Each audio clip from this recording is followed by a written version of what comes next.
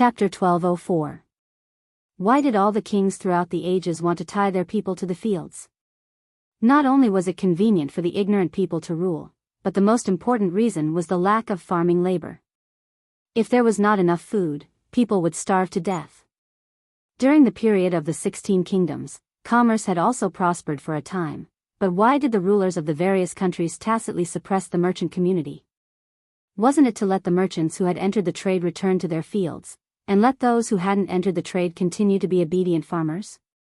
Encouraging business development would cause big trouble sooner or later. Jiang Pengji smiled and asked, why does Wenbin think that the fields will be abandoned? What if one person could grow enough food to feed thousands of people?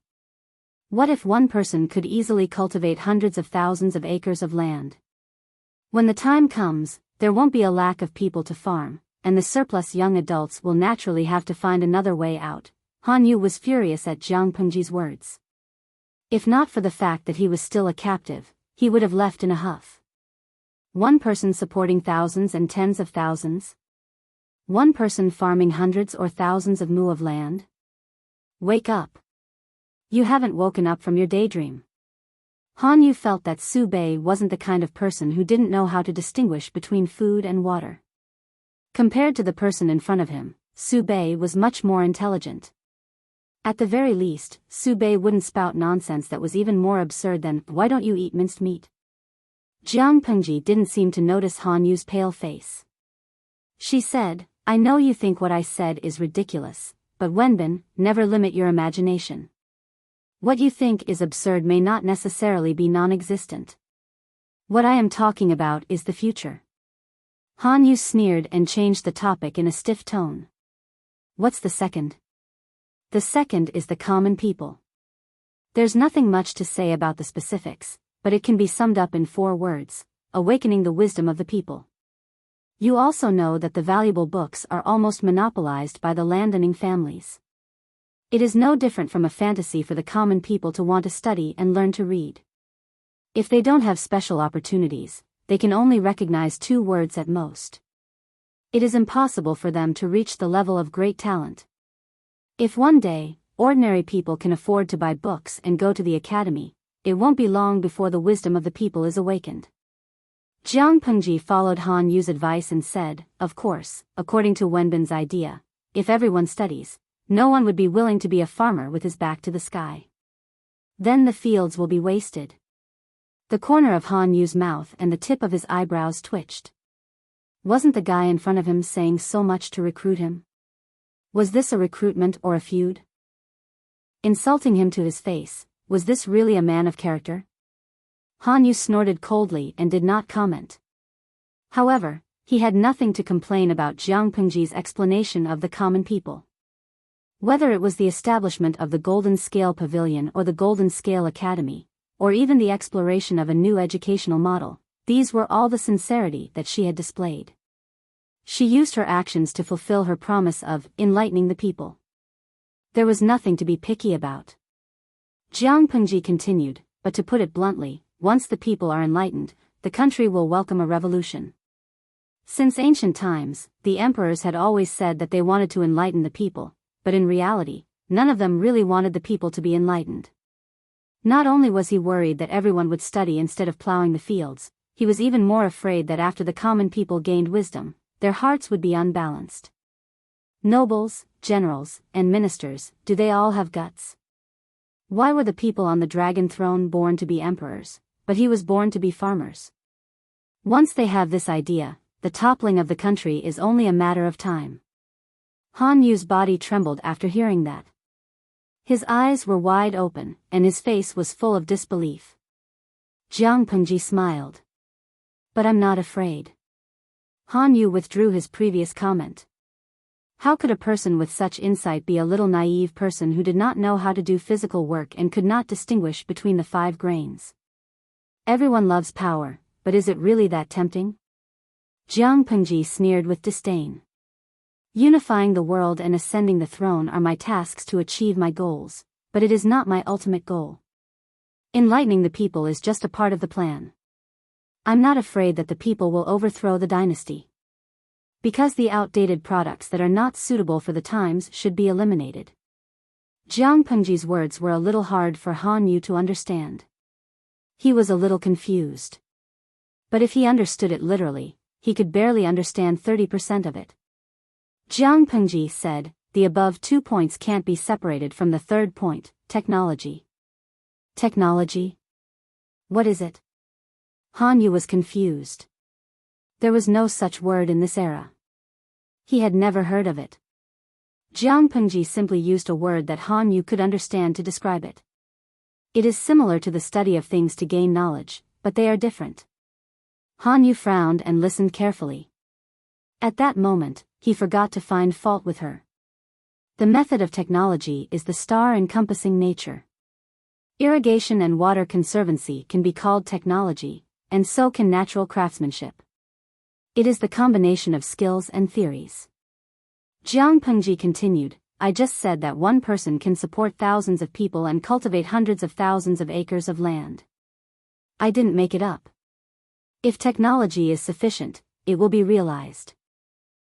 When the land, the people, and technology reach the level I mentioned, the revolution will come. That is the time when the law will come. The power of the king is lower than the law, and the king is more afraid of the law. The gentry and nobles are no longer unreachable, and the people can punish their mistakes with the law. That is in the future, not now. Han Yu's face turned pale as he listened to Jiang Pengji's last words. Jiang Pengji said, I know what Wenbin is pursuing. I can understand it. But Wenbin, you have to ask yourself. Is this a good time to put the law in your heart into practice? Even if I support you with all my strength, the gentry and nobles will not spare you. If you fail, your law will naturally become a piece of paper. It is like a mirage. You can see the shadow with your eyes, but you can't touch the real thing with your hands. It was not hard to imagine how Han Yu felt when his law was denied by Jiang Pengji. He said angrily, How eloquent you are, Master Lanting.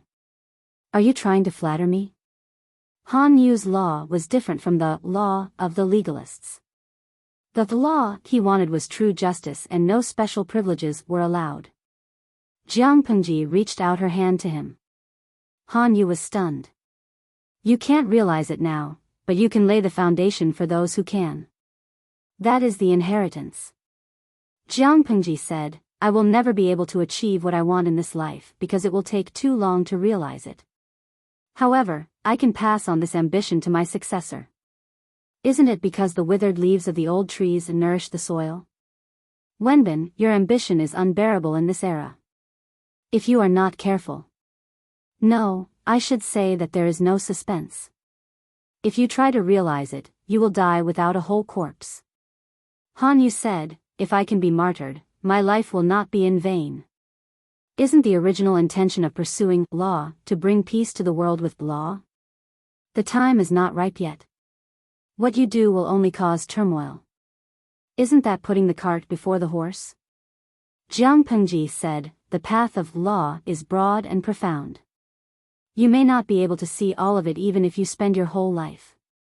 Isn't it better to be down to earth and take one step at a time?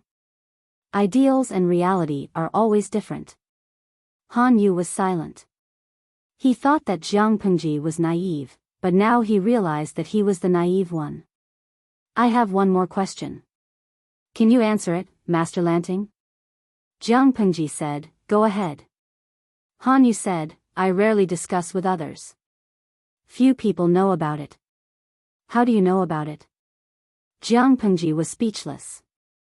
I can't hide it anymore. Chapter 1205. Before Jiang Pengji betrayed Wei Ci, Han Yu smiled knowingly. He said in a declarative tone, it should be Zixiao, right? I can't think of a second candidate other than him. Jiang Pengji said embarrassedly, Zixiao did remind me that if I want to recruit you, it's better to deal with the problem. Han Yu was speechless. The scene was very awkward, as if 2 or 3 fallen leaves were blown by the autumn wind.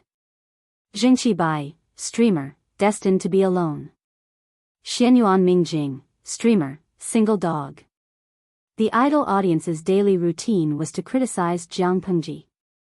If they did not criticize her for a day, they would feel uncomfortable.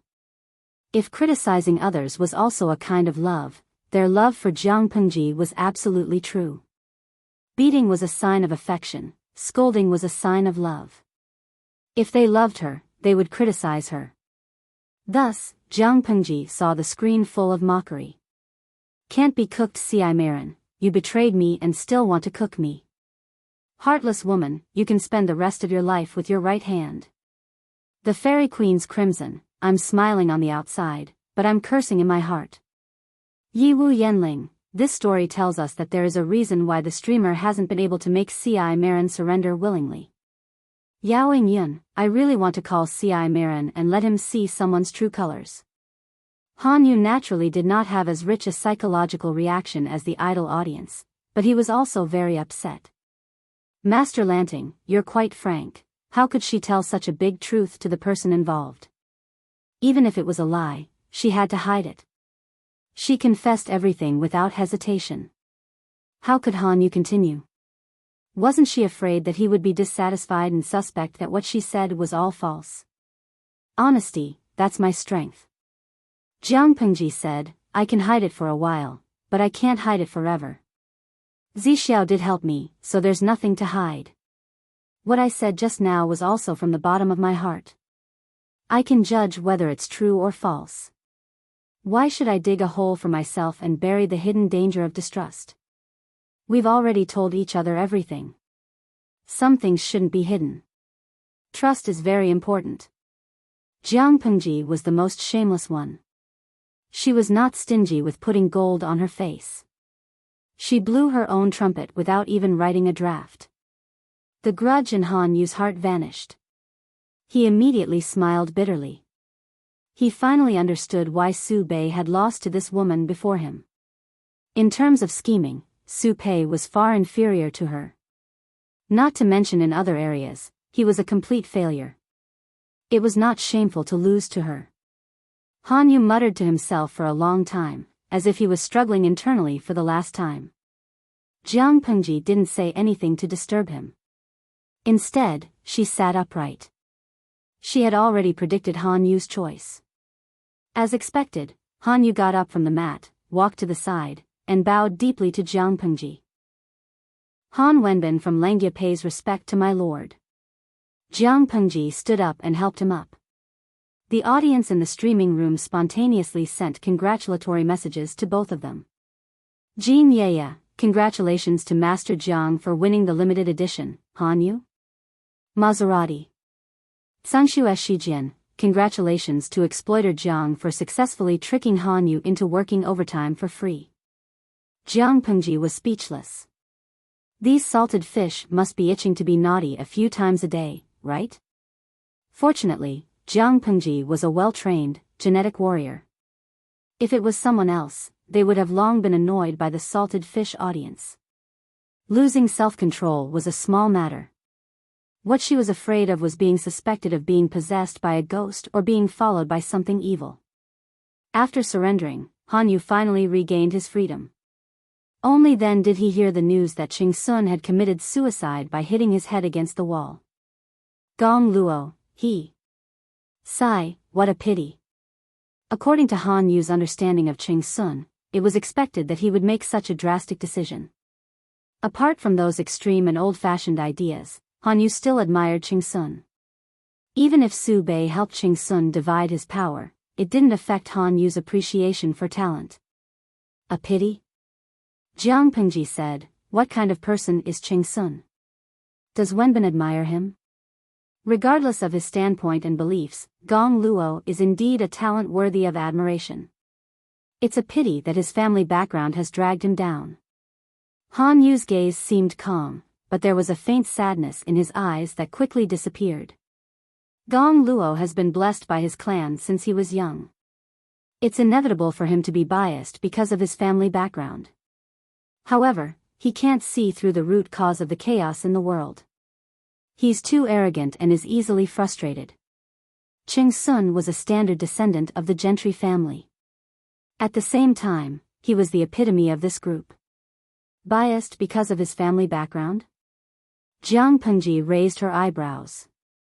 Does that mean he hates me?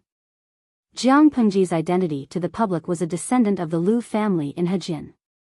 Her family background wasn't considered first-rate, but it was considered second-rate. She mingled with the commoners all day long. For the decent descendants of the gentry family, Jiang Pengji was a detestable oddity. My lord, you don't have to belittle yourself. As a ruler, you must have a broad mind that can accommodate all. It's difficult to achieve great things if you're confined to the gentry family. Jiang Pengji sneered. Belittle myself? Ching Sun wasn't qualified. I'm belittling myself? If Ching Sun hates me, then so be it.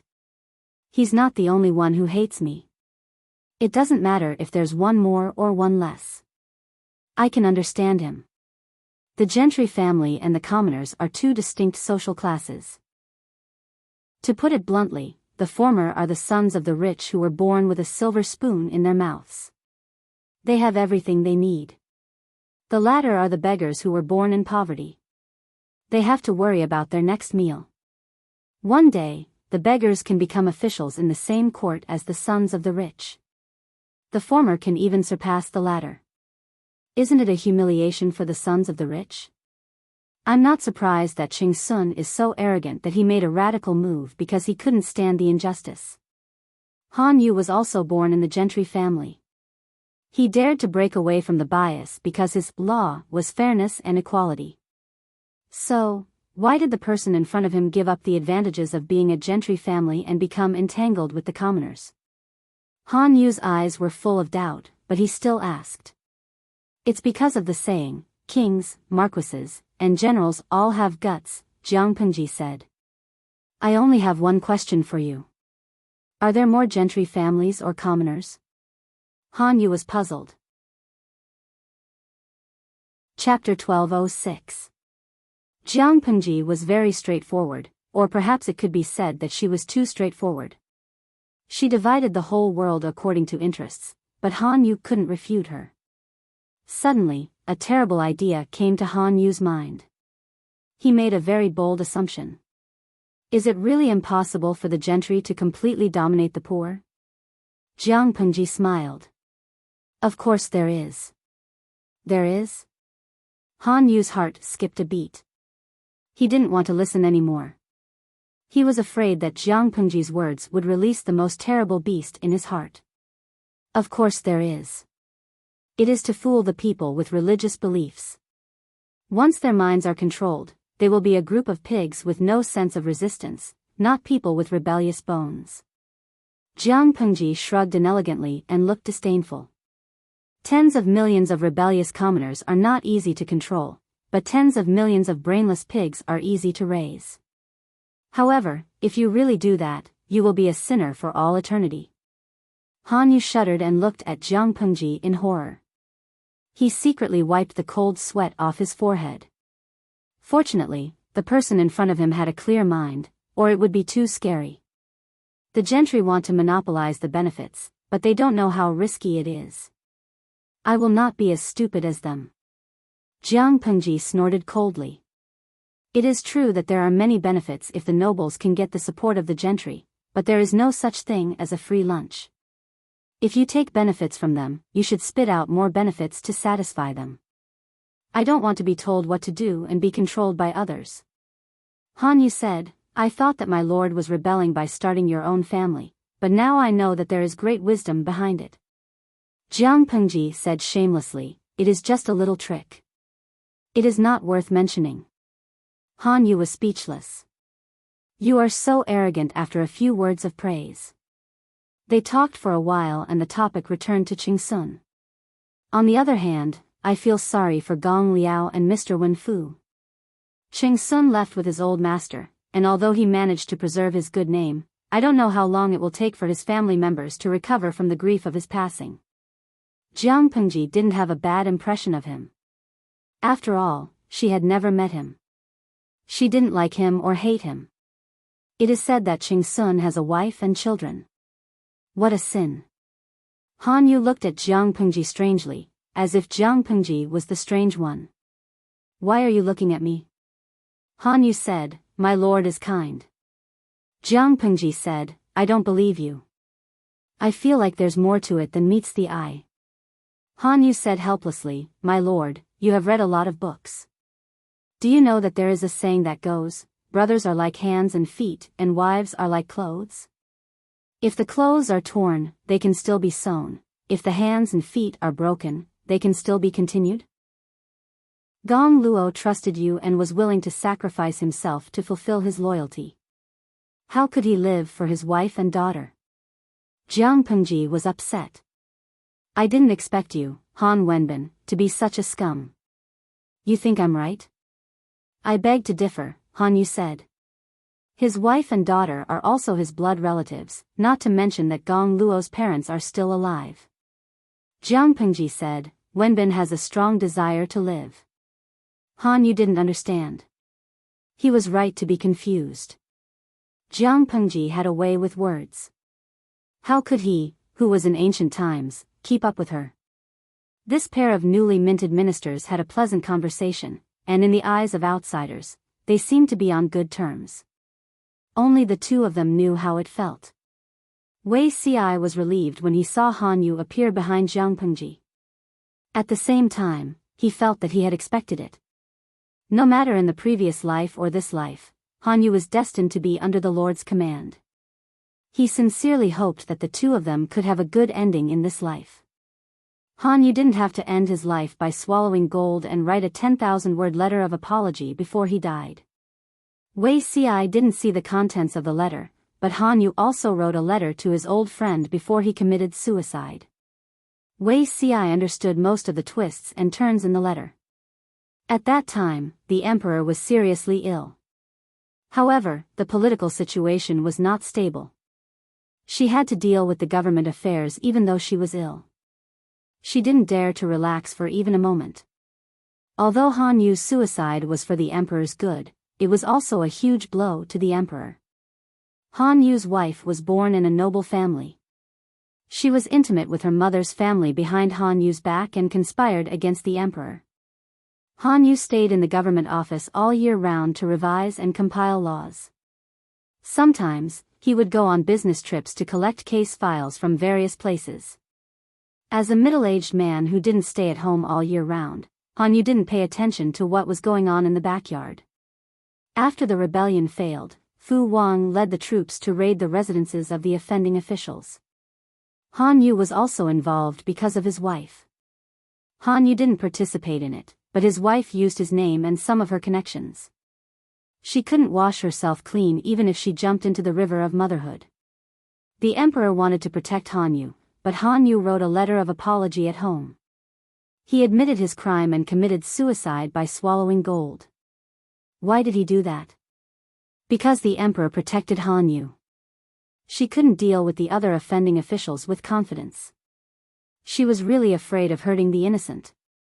Han Yu admitted his crime and swallowed gold in order to let the emperor do whatever he wanted. If he was going to die, he would drag a lot of people with him. Alas, Wei Ci sighed. Han Yu's voice drifted into his ears. Zixiao, I haven't seen you for years. You've grown up. Wei Ci said readily, not as good as Wenbin. Han Yu snorted. His sarcasm was regarded as a compliment by Wei Ci. Aren't you afraid that I will really get angry? Han Yu said, I rarely discuss with others. You are one of them. It wasn't the first time that Wei Ci betrayed his good friend. But it was the first time that someone came to his door. He was a little embarrassed. My lord is very good. Wenbin will approve of her no matter what I say. Wei Ci was gentle and he quickly smoothed things over. In his previous life, the emperor took down Han Yu without Wei Ci's help. He even made Han Yu loyal to the emperor.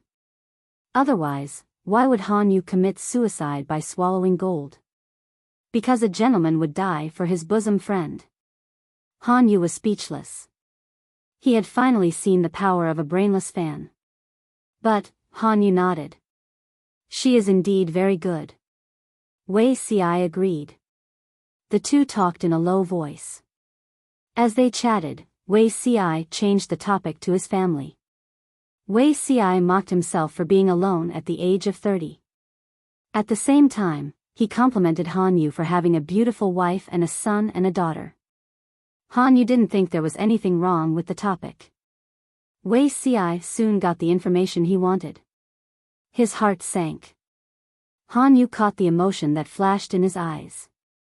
Han Yu asked, "Is there something wrong?" After all, they were from the same sect. Han Yu naturally knew that Wei Ci was a fraud. The key was that this fraud was not a liar who talked nonsense. He was a real talent.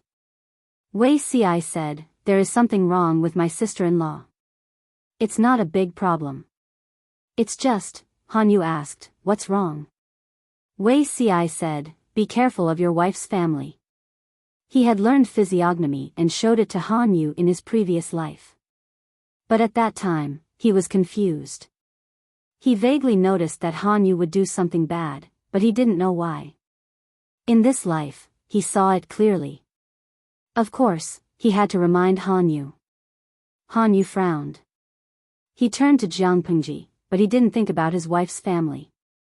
"But, is it a big problem?" Wei Ci said, "It concerns your family's life. One mistake and you will die. It's never a bad thing to be careful." Chapter 1207. Han Yu knew Wei Ci's capability. Not only were they brothers of the same master, but they were also working under the same master. It was impossible for Wei Ci to lie to Han Yu about this. If he dared to say it so straightforwardly, then the seriousness of the matter would only be more serious than what Wei Ci had said. Han Yu's mood was a little complicated when he suddenly learned about this. "Zixiao, are you able to see more details?" Han Yu deliberately lowered his voice, looking solemn and worried. "My lord has a 9-5 life. Within 10 years, she will definitely." Wei Ci pointed to the sky. In order to be more persuasive, he even dragged Master Yuanjing into the matter. "My teacher has also read my lord's fortune before." At that time, he said that her entire body was full of purple energy. Now that the situation in Dongqing was becoming clearer and clearer, and the Lord had that intention, establishing a country and ascending to the throne was already a done deal. Your misfortune should have something to do with the factional struggles after the founding of the country. What Wei Ci said was not nonsense. Master Yuanjing could indeed see the purple aura on Jiang Pengji. After all, Master Yuanjing, Master Liaochen, and Immortal Liuru were experts who had cheats. It was easy for them to see the purple gas. However, they could at most see who had the purple aura on them. They could not clearly determine who was the one who had the last laugh. Wei Ci was a person who had been reborn. He could answer questions like who the next emperor would be with his eyes closed. In order to fool Han Yu, Wei Ci cleverly blurred out the key points and used Master Yuanjing to increase his credibility. Han Yu didn't doubt him at all. Han Yu frowned subconsciously. Factional strife after the founding of the nation? He didn't like the intrigue in the imperial court. In fact, he hated it to the core. According to his temperament, if there really was a factional struggle, he would stay far away from it. Why would he take the initiative to get involved? Thinking of what Wei Ci had said earlier, "Be careful of your wife's family, for fear of the villains," a clear line of thought appeared in her mind, and the fog in front of her was finally dispelled. Han Yu vaguely guessed what the so-called factional dispute was all about. With vigilance, it would be much easier to guard against them. Han Yu said, "Thank you for your warning, Zixiao." Wei Ci smiled and said, "You and I are from the same sect, why do you need to thank me?" Not knowing what Wei Ci said wrong, Han Yu frowned. "I don't know much about my lord. There's something I'm not sure if I should pay attention to." Han Yu said awkwardly, "Do we have to avoid arousing suspicion in private?" Wei Ci was stunned. Avoid arousing suspicion? What was there to avoid? Since they were on the same side, why would they need to avoid suspicion? Han Yu said, "You and I are both master's students.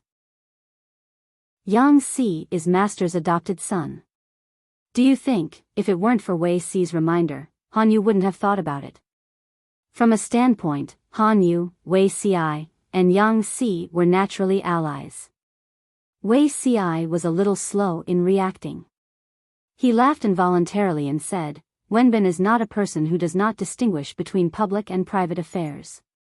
My lord is also not someone who likes to be overly suspicious. You and I have a pure friendship between gentlemen. My lord will not suspect or be on guard because of this. Don't worry about that. Han Yu said, I'm not worried that my lord will suspect me. I'm just worried that others will overthink it. Even though he did not have much contact with Jiang Pengji, based on their previous conversation, he was sure that Jiang Pengji was not a suspicious person. Instead, she was rather open-minded. Han Yu was worried that the other people in Jiang Pengji's camp would feel uncomfortable. It would be bad if they had a grudge against each other. Han Yu had seen a lot of similar conflicts under Su Pei's command. There were even some who held their opponents back in official business because of personal grudges. Han Yu didn't want to encounter such a terrible thing after he jumped ship. Wei Ci said, Wenjing, Zisher, and Huaiyu are all sensible people. My lord is keeping an eye on them. They won't make a fuss. Han Yu was speechless. Somehow, he felt like his lord was the head of a big family. She was trying her best to mediate the conflicts between naughty children every day. Han Yu's mood brightened up with the assurance. Although Han Yu was a newbie, everyone was familiar with his name, and they were all familiar with him. It was all thanks to Yang Si's contribution. After all, Han Yu was the one who almost ended Yang Si's life. Yang Si was the one who had the most complicated feelings after Han Yu surrendered. As a poor guy who had been tricked by Han Yu again and again, he had made up his mind to beat Han Yu to death on the battlefield.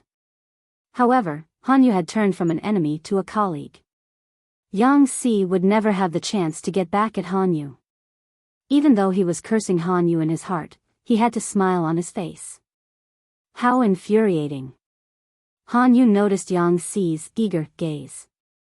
He smiled and nodded as a response. Yang Si was speechless. He was even more infuriated. Jiang Pengji called for a post-war meeting to let Han Yu and the others know who she was. Han Yu had mixed feelings because the summary of the post-war meeting was about the attack on the camp the night before the siege of Shanwu City. Even though the army had reacted in time, the enemy's appearance was too sudden. The central army of the camp was burned, and Jiang Pengji's side suffered heavy losses. In fact, she had fought in wars for so many years, and the enemy had attempted to attack her more than 20 times. This time, the loss was the worst. As the chief planner of the attack on the camp, Han Yu's mood was indescribable. War is merciless. Regardless of life or death, you all have to be responsible for the whole camp. I hope you all take this as a warning and don't be careless. Not only did Jiang Pengji not say anything bad about Han Yu, but she also affirmed his plan and actions. After all, as an opponent, Han Yu should not be underestimated. If Su Bei hadn't lost the upper hand and allowed Han Yu to act freely, Jiang Pengji's losses would have been much greater. Everyone agreed. Yes. When Jiang Pengji mentioned the night attack, Han Yu seized the opportunity to ask a question. My lord, where is the corpse of Xie Zhe, the general who led the army that day? Han Yu asked himself if he had let down his old master, Su Bei, but he owed Xie Zhe a little. If it was possible, he hoped to keep his corpse intact. Heads were battle achievements, and as a general of the enemy, Xie Zhe's head was quite valuable. Maybe someone would cut it off and exchange it for battle achievements. I'm not sure yet. Jiang Pengji tilted her head and looked at Jiang Nongqin. Does Officer Jiang know about it? Jiang Nongqin replied, My lord, Xie Zhe was seriously injured and captured. He was sent to the casualty camp for treatment, and he hasn't woken up yet. Still alive? This unexpected surprise made Han Yu's eyes brighten, but he immediately thought of Xie Zhe and his situation, and his expression darkened. Jiang Pengji said, Is Wenbin confident that he can convince Xie Zhe? He has some connections with Han Mei, and it would be great if he could be recruited. Connections? Han Yu looked confused. I'm confident that I can convince him, but I've never heard that he has any connections with Officer Li Yun. From Xia Zhe's reaction, he didn't know Li Yun at all. Jiang Pengji looked bored and pouted. Han Mei's father is a direct descendant of the previous generation of the Xia family. They can be considered cousins. It was Han Yu's turn to be confused. Because of good luck, when Han Yu went to visit the wounded soldier, Xia Zhe, in private, he had just opened his eyes. Chapter 1208. Han Yu looked gloomy as he briefly explained the current situation. My lord, Xia Zhe's eyes were red and filled with tears. He choked with sobs and couldn't finish his sentence. If he wasn't tied up with bandages and had no strength, he might have jumped up and cried.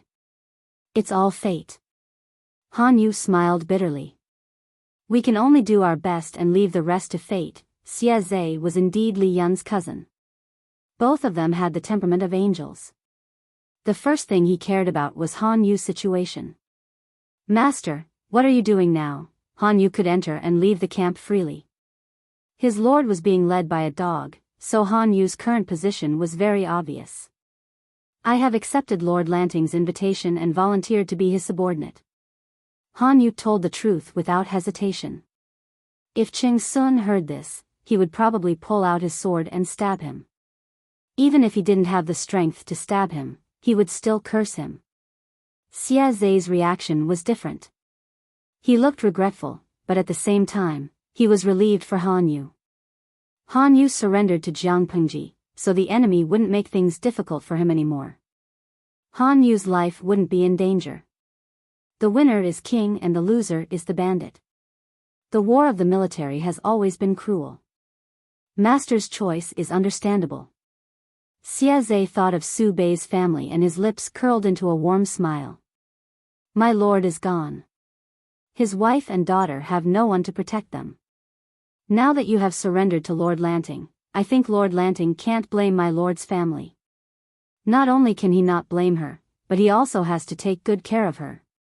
My lord's children are still young and shouldn't be a hindrance to her. Master, please spend some effort in teaching them. When they grow up, they will be able to support the family again and bring glory to the family. If that's the case, my lord will be very pleased to see them in the afterlife. Xia Zhe wasn't being morally blackmailed. He was doing it for Han Yu's own good. Han Yu was Su Bei's old subordinate. This label would follow him for the rest of his life. Whether he was willing to surrender to Jiang Pengji or not, he had to take care of Su Bei's family to prevent others from criticizing him for being heartless. Of course, Xia Zhe's worry was unnecessary. After all, Han Yu had already promised Su Bei. Even so, Xia Zhe's kindness warmed Han Yu's heart. I know. Han Yu changed the topic and asked Xia Zhe directly, Captain Xia is so considerate of me. Have you thought about yourself? Xia Zhe was seriously injured and captured. At this moment, he was still wrapped up like a mummy and unable to move. He had just returned from the gates of hell. He couldn't possibly be thinking of crawling back, right? Xia Zhe should also think for himself. Han Yu's question stunned Xia Zhe. He stared blankly at the top of the tent and didn't speak for a long time. Mister, are you here to persuade me to submit? Han Yu nodded. Xia was a straightforward person. If Han Yu had schemed against him, Xia would have felt guilty about it. The Duke of Lanting is a broad-minded woman with a generous heart. Xia Zhe didn't get too worked up. Instead, he smiled bitterly. That night, during the attack, Xia Zhe had the intention of taking Jiang Pengji's life. Li Yun had accidentally exposed her identity, and Xia Zhe had risked everything to kill him. In such a situation, not only did this person not kill him or vent his anger by humiliating him, but he also hinted Han Yu to recruit him. Xia Zhe said, Mister, do you also think that I should submit? I can't make the decision for you. Whether to submit or not depends on Captain Xia's decision. Han Yu added, it is said that Captain Xia is the cousin of Li Yun, a general under the command of the Duke of Lanting. You are also from the Xia family.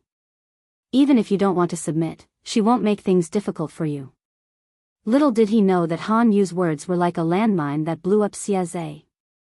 His round eyes were wide open, and his eyes were filled with fear. What cousin?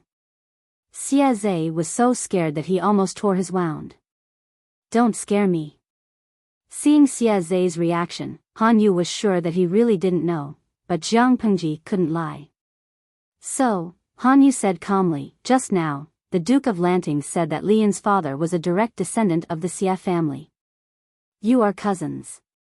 Xie was so scared that his eyes were wide open. He was already like a mummy, but now he was even more stiff. How could it be? Xie mumbled, a frightened expression on his face. Han Yu asked, what's impossible? Xie recovered after a while and said with a bitter smile, you must have heard about it, right? Because of something that happened more than 20 years ago, the entire Xie family has been keeping a low profile. They rarely participate in the court affairs. Most of the children who are officials in the court are also doing nothing. Han Yu nodded, I've heard about it. Although he wasn't born in a big family, he had connections in the family. Before the fall of Dongqing, the house of Han and the Count of Zhenbei were related by marriage.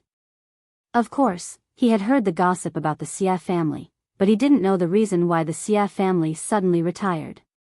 Could it be that it had something to do with Li Yun's father? Xie said, I can't tell you the details, but it has something to do with Xie Qian, the eldest son of the direct descendant of the previous generation. Xie Qian? Although he was an influential figure of the previous generation, Xie Qian had countless fans when he was young. Han Yu's mother was one of them. Of course, Han Yu had heard of Xie Qian and had investigated his life. It is said that Xie Qian died in the prime of his life and was expelled by the Xie family for unknown reasons. Xie said, it was said that he died in the prime of his life, but grandfather and father didn't believe that he died just like that. If he was alive, they wanted to see him, if he was dead, they wanted to see his corpse. Grandfather had sent people to search the bottom of the cliff where first uncle jumped off, but they couldn't even find his bones. This secret had never been made public, but Xie's grandfather still believed that his eldest son, Xie Qian, was still alive. Han Yu suddenly understood and asked, Captain Xie, are you suspecting that Li Yun's father is none other than Xie Qian, who has been missing for many years? Xie blinked hard. He couldn't move now, so he could only blink instead of nod. Yes, this possibility is very high. When Xie said this, all the clues formed a line in his mind. The more he spoke, the more certain he became. The martial arts that Li Yun used were obviously passed down in the Xie family. Even if he was gifted, it would take more than 10 years of hard work to master it to such an exquisite level of mastery and control.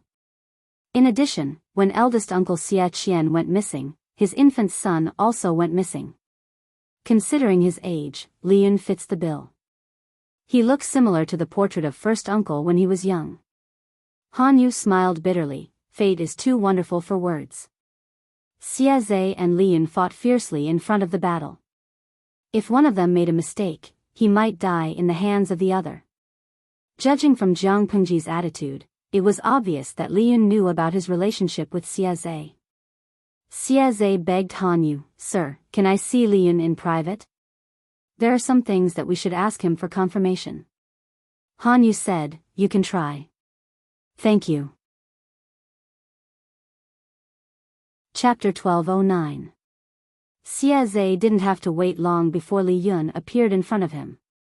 I heard from Mr. Han that you wanted to see me. Li Yun was dressed in a tight outfit. His broad shoulders and narrow waist could be seen clearly. If the salted fish in the live streaming room saw him, he would surely start a frenzy of praising the screen. But he didn't seem to notice, sitting casually beside Xie's bed. Xie was a seriously injured patient. He could only open his mouth to speak, move his eyes, and barely tilt his head. His gaze was firmly fixed on Li Yun's face. He stared for a long time without blinking, until his eyes were dry. Alike, they really are alike. The more he looked, the more he felt that Li Yun resembled his uncle when he was young. But the youth in front of him was more unruly and less scholarly than Xia Qian.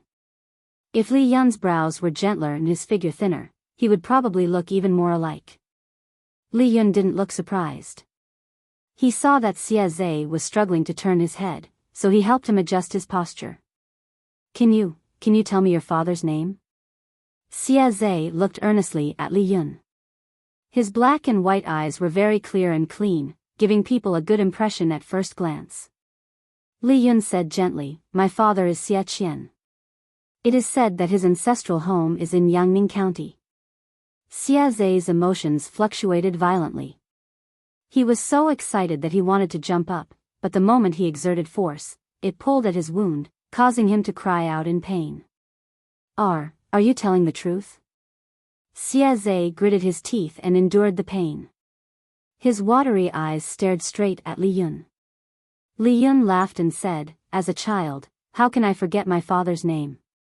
Xia Zhe was stunned. His hot and swollen brain finally started to cool down, allowing him to sort out his thoughts. According to Mr. Han Yu, the person in front of him already knew about their blood relationship. "Do you know that your father is from the Xia family of Yangning?" Xia Zhe asked tentatively. Li Yun said, "Of course I know. Since first uncle didn't die, why didn't he bring you back after so many years?" Xia Zhe suddenly thought of Li Yun's surname. His expression became strange. He asked hesitantly, "Could it be that first uncle has a grudge, resenting the family for not standing up for him?" It was Li Yun's turn to be unable to keep up. Xia Qian couldn't blame the family for this matter, right? Xia Qian had caused trouble, so the Xia family had no choice but to remove his name and use this method to protect him. Although the Xia family was one of the 4 noble families in Dongqing, they were not arrogant enough to overthrow the royal family. The aristocratic families were indeed very powerful. They toyed with authority and looked down on the imperial power, but they were not a monolithic bloc. There were conflicts of interest between the families, and they kept each other in check. If not for that, how could the royal family of Dongqing have a chance to breathe? They had been waiting in line for a long time. "My father never complained." Li Yun comforted him. "Back then, my father jumped off a cliff and was lucky to escape. Unfortunately, he lost his memory. In his muddle-headedness, he brought me into exile in Fengyi County of Wanzhou. Fortunately, a family took us in, and we settled down." Xia Zhe said, "Uncle lost his memory?" Li Yun said, "He lost his memory for 2 years.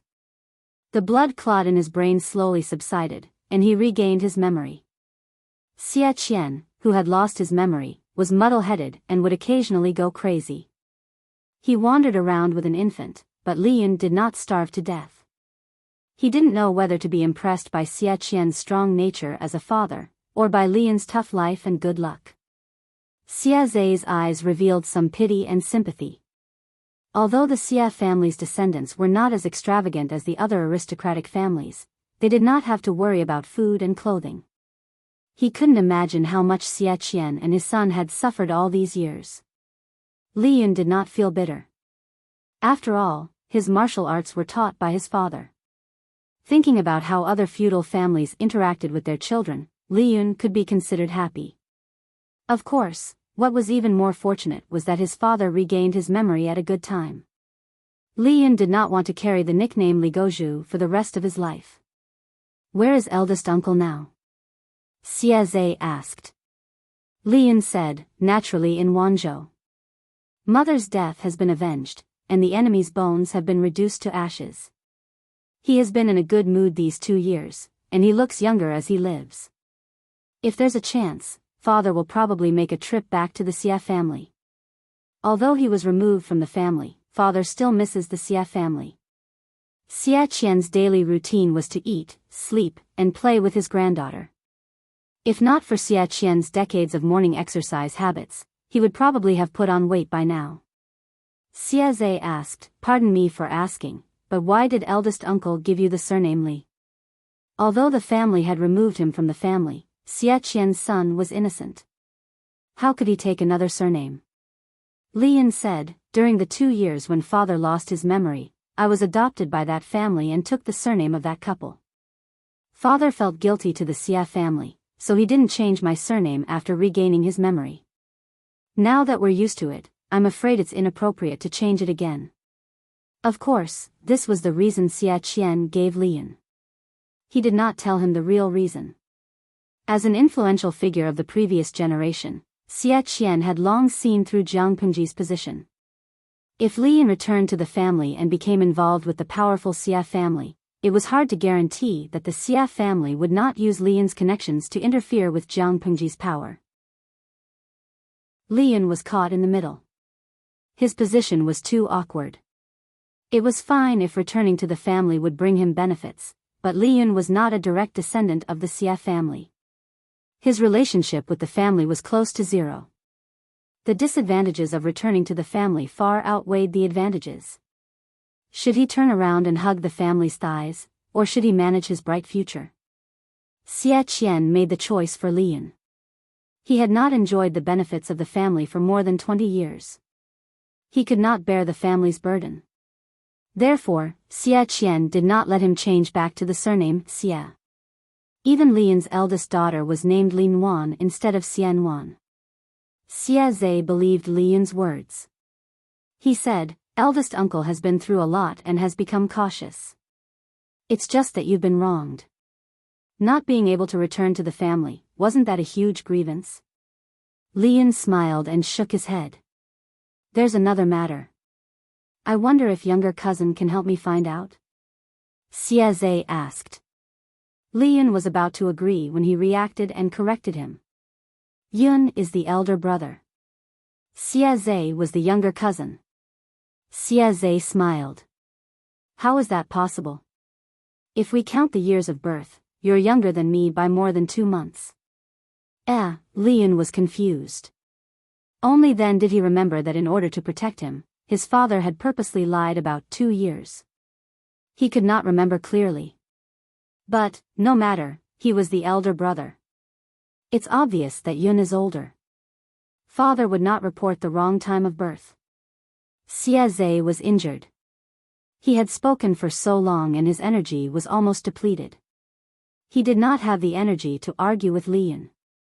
He vaguely skipped the question and said, "My family is still in Zhe County, but a while ago, Zhe County fell into the hands of the Duke of Lanting." Lian said, "My lord is benevolent. Why would he bully women and children? Sister-in-law and the rest are naturally safe." Xia Zhe received a positive reply. His heart that had been beating rapidly settled down. Chapter 12:10. Although he didn't say it explicitly, Xia Zhe's intentions were clear. Li Yun naturally welcomed him. It wasn't difficult to recruit Xia Zhe. He wasn't as scheming as Han Yu. Jiang Pengji didn't even need to do anything. Because Xia Zhe had expressed his intention to submit, the medical soldiers taking care of him were more cautious and attentive than before.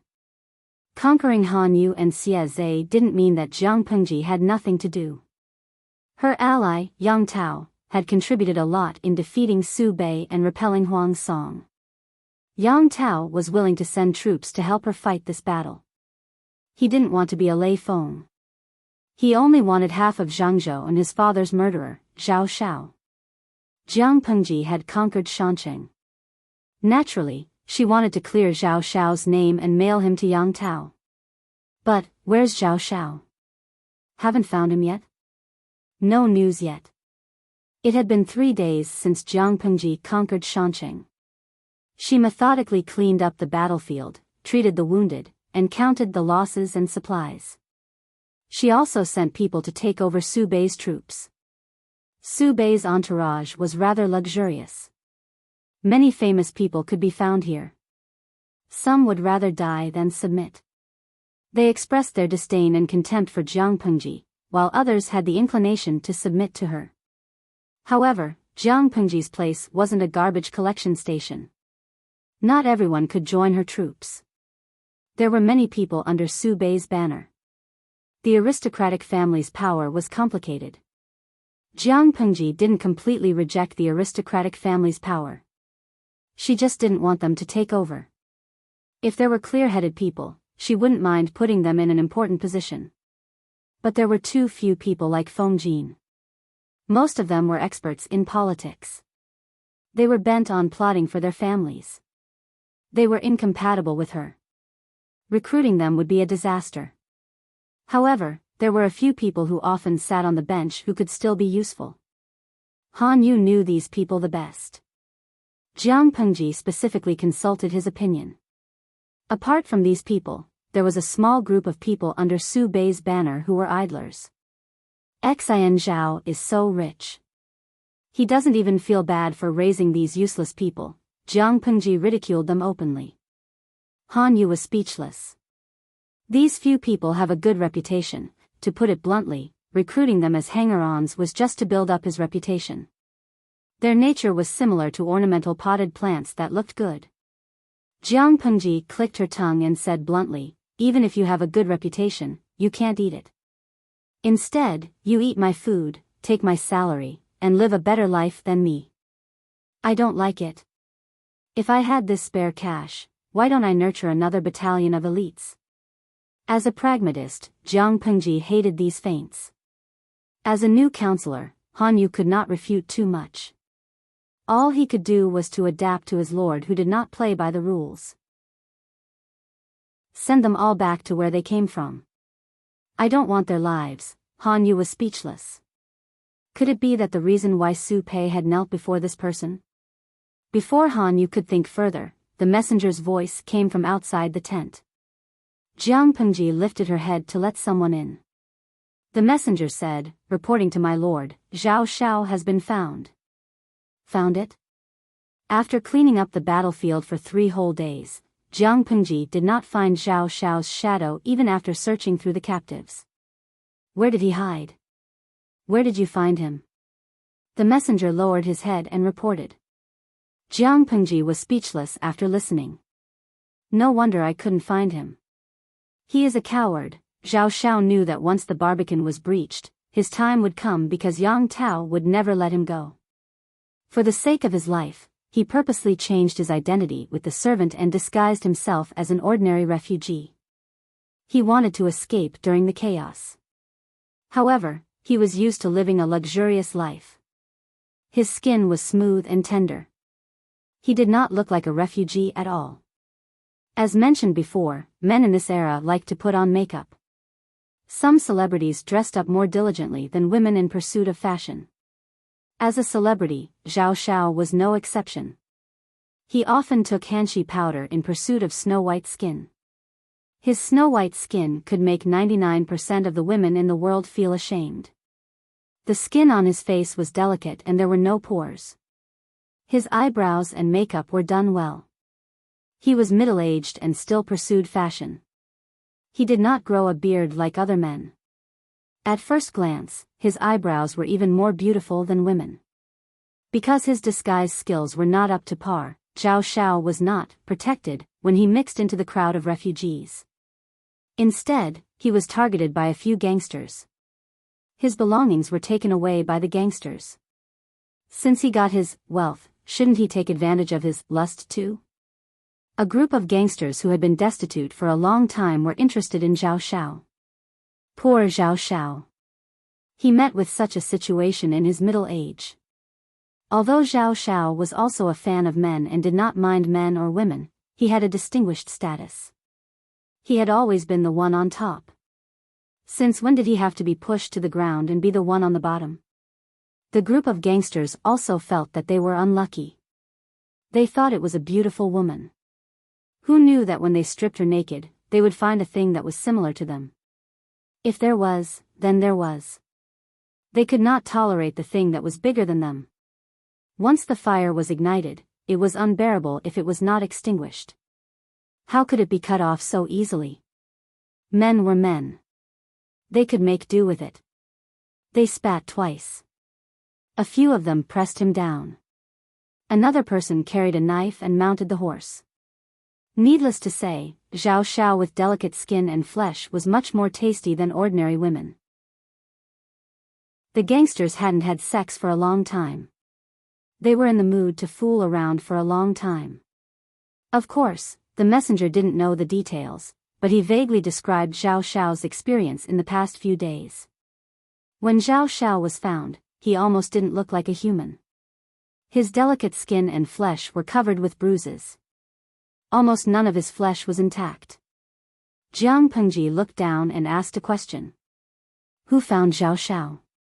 The messenger answered honestly. Jiang Pengji was silent for a while. Han Yu, who was beside her, also frowned slightly. According to the messenger, the process of finding Zhao Xiao was a coincidence. When the scout was patrolling, he saw a few gangsters with messy clothes and strange movements. They looked terrified. Jiang Pengji repeatedly ordered the soldiers not to disturb the people. They were not allowed to bully innocent people.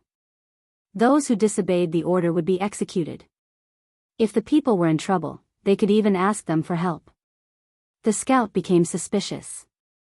He immediately caught the sneaky gangsters and followed them to find Zhao Xiao. That was not a big deal. The key was that Jiang Pengji found something wrong with the place where Zhao Xiao was found. Zhao Xiao didn't leave the Barbican at all, but no one could find him. If it was really the gangsters who hit him and humiliated him, how could they not panic when faced with such a big search? Jiang Pengji frowned and thought for a while. She found an excuse and asked Han Yu to leave. Someone, you go Anne. Forget it. I'll go by myself. Jiang Pengji went to find Yang Si under the cover of the night. Zhao Xiao could hide for 3 days. She didn't believe that there was nothing fishy. After some speculation, she set the target of suspicion on Yang Si. When Jiang Pengji came to Yang Si's tent, she heard him laughing at someone with his head down on the table. Captain Jiang, you have no idea. That scene. I laughed so hard that I cried. Jiang Pengji was speechless. Chapter 12:11. The 14th of February? Jiang Pengji looked at the bullet screen that kept popping up in the streaming room and frowned. Lo Siji Lianmeng, forgive me for being blunt, but everyone here is single. Gui Kai Guofengxiu, forgive me for being blunt, but what the person above said is F*King correct. Tudu Feichio, I don't agree with this. I'm only here to watch the single streamer. The audience looked at her, and she looked at the bullet screen. Jiang Pengji snorted coldly and sent a bullet screen with a sneer. Host V, the so-called Valentine's Day is just a promotional method used by businesses to fool their customers. Jiang Pengji's bullet screen was quickly seen by hundreds of thousands of salted fish, and they all exploded. Shisandra Baojiu, the streamer is really a textbook straight man. Bah, straight woman. Xuanxiang Taisho, God is really blind. How can a straight woman like the streamer have beauty CI? Bai Qingxiang, that's unscientific. Jiangtuan is not a fish, unscientific +1. Wei Si's looks were at the top of the streaming room, and no one could challenge his authority. Such an IKEA, gentle, elegant, and restrained perfect boyfriend was picked up by the blind Jiang Pengji. Where was the justice? The salted fish studied hard to pick up girls, and they were still single. How could Jiang Pengji be single? They wanted to celebrate Valentine's Day too. That was probably the real reason why the salted fish kept dissing Jiang Pengji. Even Jiang Pengji could be single. Why were they still single? Fairy Queen's Crimson, streamer, don't you plan to celebrate Valentine's Day with Beauty CI? Jiang Pengji rolled her eyes. Silence was better than words, and she perfectly expressed her thoughts. The group of salted fish became even angrier. Every time they saw the streamer not knowing how lucky she was, they wanted to replace her and celebrate every day as Valentine's Day. Host V, a group of immature brats. If you have the time to talk about love and give money to businessmen, why don't you just get straight to the point? The salted fish all despised Jiang Pengji and sent her a sticker with its tongue sticking out. Luoyu Tahua Xing, you make it sound like the streamer is very decisive. Did someone forget how many years a certain frog has been cooked?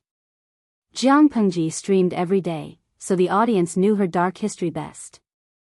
A certain frog with copper skin and iron bones had been cooked for many years without eating it. What right did Jiang Pengji have to mock them, a group of single dogs? They were only of the same weight, so no one should laugh at the other. No matter how strong Jiang Pengji's combat power was, she alone could not withstand the barrage of hundreds of thousands of salted fish. She could only selectively ignore them. After a while, a bullet screen entered her line of sight. Bewitching rain, host, you should be more careful. There's still a 7-year itch between husband and wife. Speaking of which, C.I. Marin hasn't appeared for a long time. What kind of insane task did you give him? She was indeed an iron-willed woman who only had work in her eyes. If it were baby, he would have used his position to tie Beauty C.I. to his side every day. Even if he didn't do anything, he would still be very pleasing to the eye. His words woke the people up from their dreams, and many of the audience members also reacted. What has Wei C.I. been busy with recently?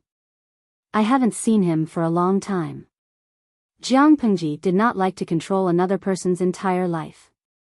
She had a relationship with Wei C.I., but it did not mean that she had to occupy all of his private time. Even though they loved each other deeply, they still needed a certain amount of privacy.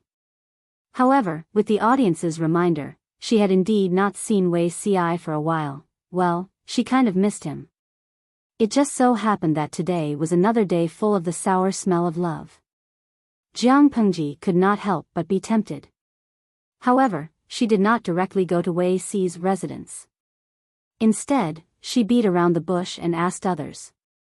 It would have been better if she did not ask, but once she did, things became serious. Zixiao seemed to have saved a musician a while ago and even took her into his residence. It is said that this woman's appearance is even more magnificent than Zixiao's.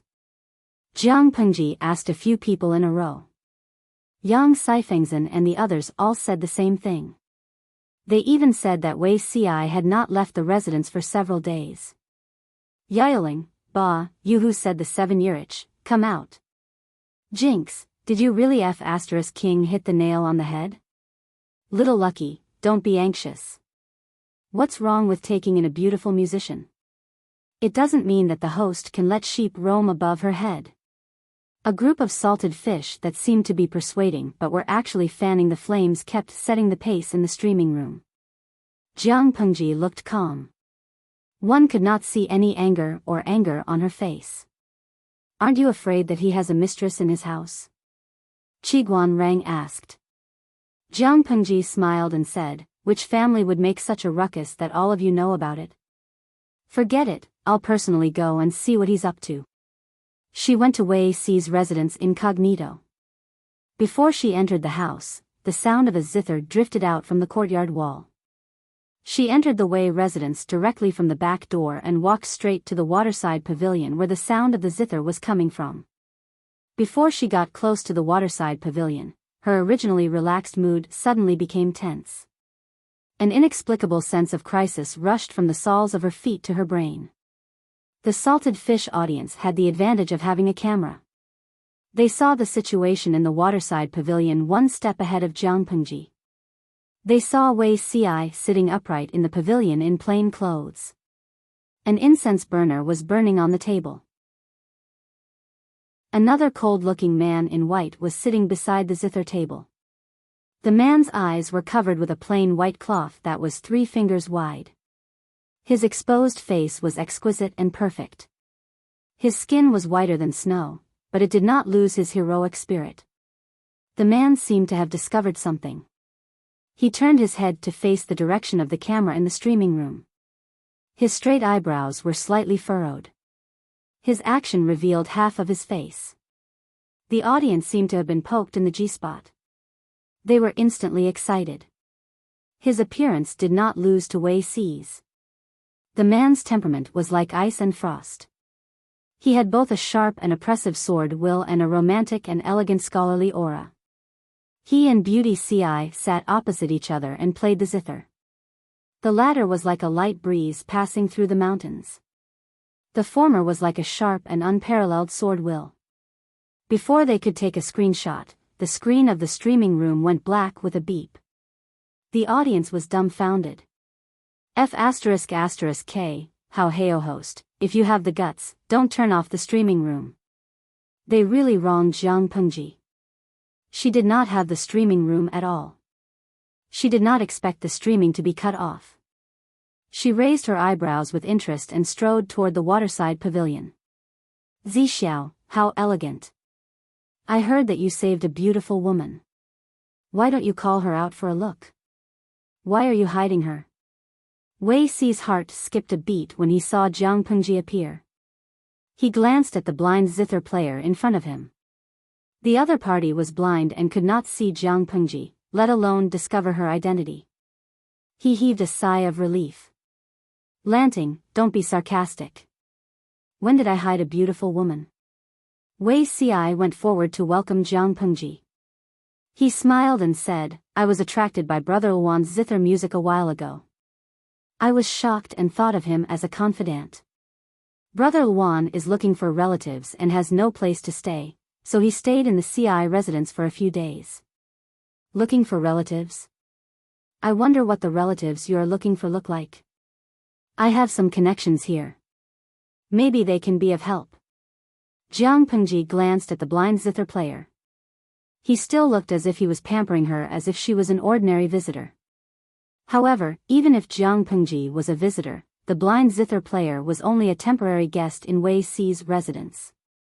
His behavior was rude. Wei Si frowned and said, Brother Luan has been blind for a long time. He doesn't know what his relatives look like. That's why it's difficult to find them. Jiang Pengji sized up the blind zither player and secretly rolled her eyes at Wei Si. The person's sword will was strong. He did not look like a zither player at all. He looked more like a swordsman. Chapter 12:12. Wei Si did not practice martial arts, and the musician in front of him was not someone ordinary martial artists could see through. Jiang Pengji did not blame him for inviting a wolf into the house. She discreetly separated Wei Si from the blind musician and sat directly on Wei Si's original cushion. Zixiao, I suddenly remembered that I left something at home. Can you help me make a trip? Jiang Pengji was indeed a straightforward girl. The excuse she found was also very stiff. Before Wei Si could speak, the blind musician suddenly broke into a faint smile. It was as if the snow that had not melted for thousands of years had suddenly melted. It was breathtaking. Jiang Pengji was not fooled. Not only did she not relax, but her brows furrowed even more. Her left hand was placed on the hilt of the god-slaying sword at her waist. All the muscles in her body were tense. Are you nervous? The blind musician in white asked. His voice was different from Wei Si's. Instead, it was indescribably cold. Just these 4 words made Jiang Pengji suddenly realize that she was so nervous that she was sweating. What was this person's background? As soon as the musician finished speaking, he raised his hand with distinct joints and caressed the surface of the zither. He did not touch a single string, but the pleasant sound of the zither rippled in the air. Jiang Pengji drew her sword and slashed at the man's vital parts. He did not dodge. His smile deepened. Ding! The god-slaying sword that had never failed seemed to see something transparent. The two collided and made a crisp sound. She was fine, but Wei Si was affected by the sound of the zither. His eyelids felt heavy as if they were filled with lead water. He leaned against the pillar of the pavilion and slid to the ground. Seeing this, Jiang Pengji's eyes were full of danger. There was a hint of bloodthirst in them. Do you want to die? Jiang Pengji said these 3 words and the god-slaying sword fell again. It also met with an invisible layer of light, but that layer of light did not last long. It could not bear the weight and made a cracking sound. The blade attacked the blind musician's neck. He did not move. His body was as agile and soft as water. He easily dodged the knife. I haven't seen you for so many years, but your temperament has not changed at all, the musician said. How can I be at ease when you advance so aggressively? When Jiang Pengji heard this, she frowned and stopped. Who are you? The strength displayed by the zither player did not seem to belong to the people of this world. Jiang Pengji could not figure out the other party's identity and intentions, let alone whether he was a friend or a foe. Wei Ci was just beside her, so she could not use her full strength. Instead, her hands and feet were tied. The zither master said, "You don't remember?" Jiang Pengji laughed angrily. "Should I remember who you are?" The zither master held the zither to his chest with one hand and stroked the air in front of his eyes with the other. The white cloth that was 3 fingers wide dissipated into specks of light with a white light. When the white cloth disappeared, Jiang Pengji realized that the man was not blind at all. Not only was he not blind, but his eyes were deeper and brighter than ordinary people's. "You are," looking at the other person's face, an illusory portrait floated before her eyes. She actually felt that it was somewhat familiar. The zither master said, "You still haven't remembered?" With that, the zither player's zither turned into a long sword, which he carried on his back. Jiang Pengji felt as if she had been struck by lightning. The material of this sword was obviously of the same origin as the Zhanshan blade. "You're the one who gave me the god-slaying saber?" The zither master could not help but laugh. "Is that all you remember?"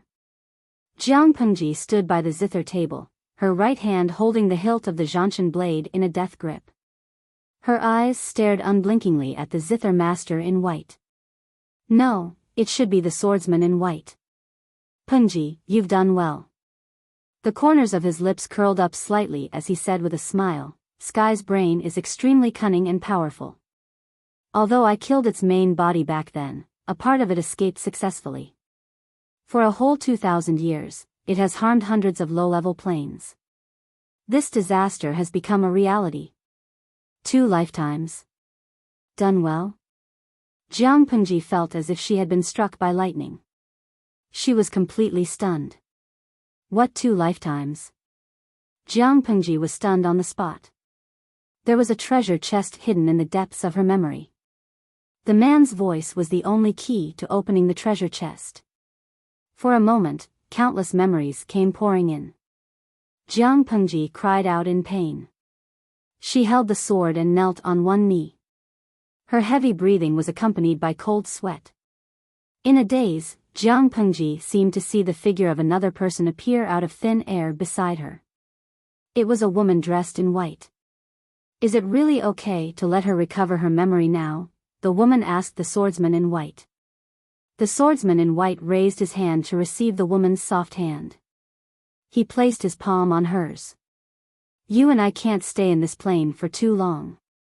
We have to lock up that disaster to prevent a long night from bringing trouble. Let Pengji recover her memory as soon as possible and remember the cause and effect. That way, you and I can rest easy. After she settles the cause and effect here, there are still a lot of things waiting for her in the Federation." The woman was strangely silent for a while. "She drew her sword and slashed you just now. When she recovers her memory, do you think she will show mercy?" The man said, "The body she's using now is just a mortal body. She can't hurt me." Realizing that the 2 of them had left, Jiang Pengji allowed the majestic memories to engulf her. She fell to the ground and fainted. Although she said she fainted, she didn't actually faint for long. Jiang Pengji opened her eyes expressionlessly and sat on the ground. She casually threw the God of War sword beside her hand. She turned her head to look at Wei Ci. She was stunned for a while before she was sure that she didn't see wrongly. She raised her arms and held him in her arms as if she was holding a treasure that she had lost and found. Looking around, the surface of the pond reflected the sparkling light. It was so bright that it made her eyes soar. She remembered many things. In her dream, she became another Jiang Pengji and killed her way to the throne from a bandit. It seemed like a successful life, but it had endless regrets. She had staked everything on one throw and she actually won the gamble. Even though she knew that both lives were a trap set up by that man and woman, she couldn't blame them. The legacy of the heavenly brain was still there.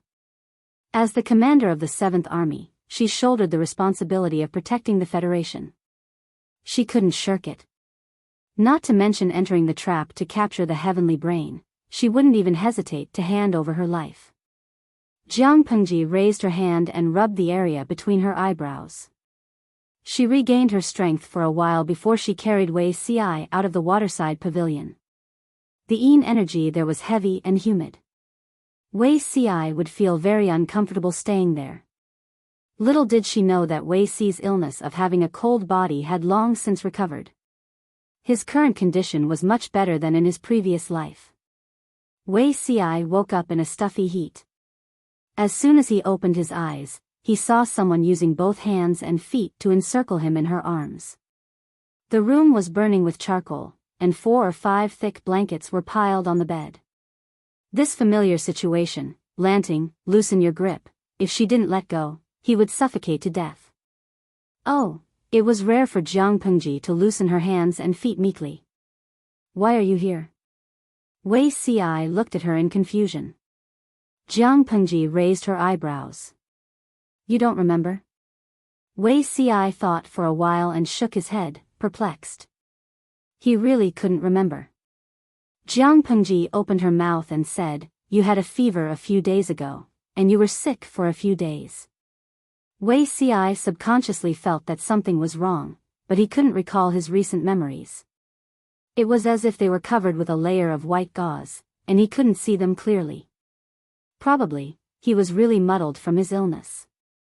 Your Majesty, aren't you going back to the palace to sleep? I'm sick now, and my illness will infect your Majesty. Jiang Pengji's limbs were spread out like a pancake, and she occupied more than half of the bed.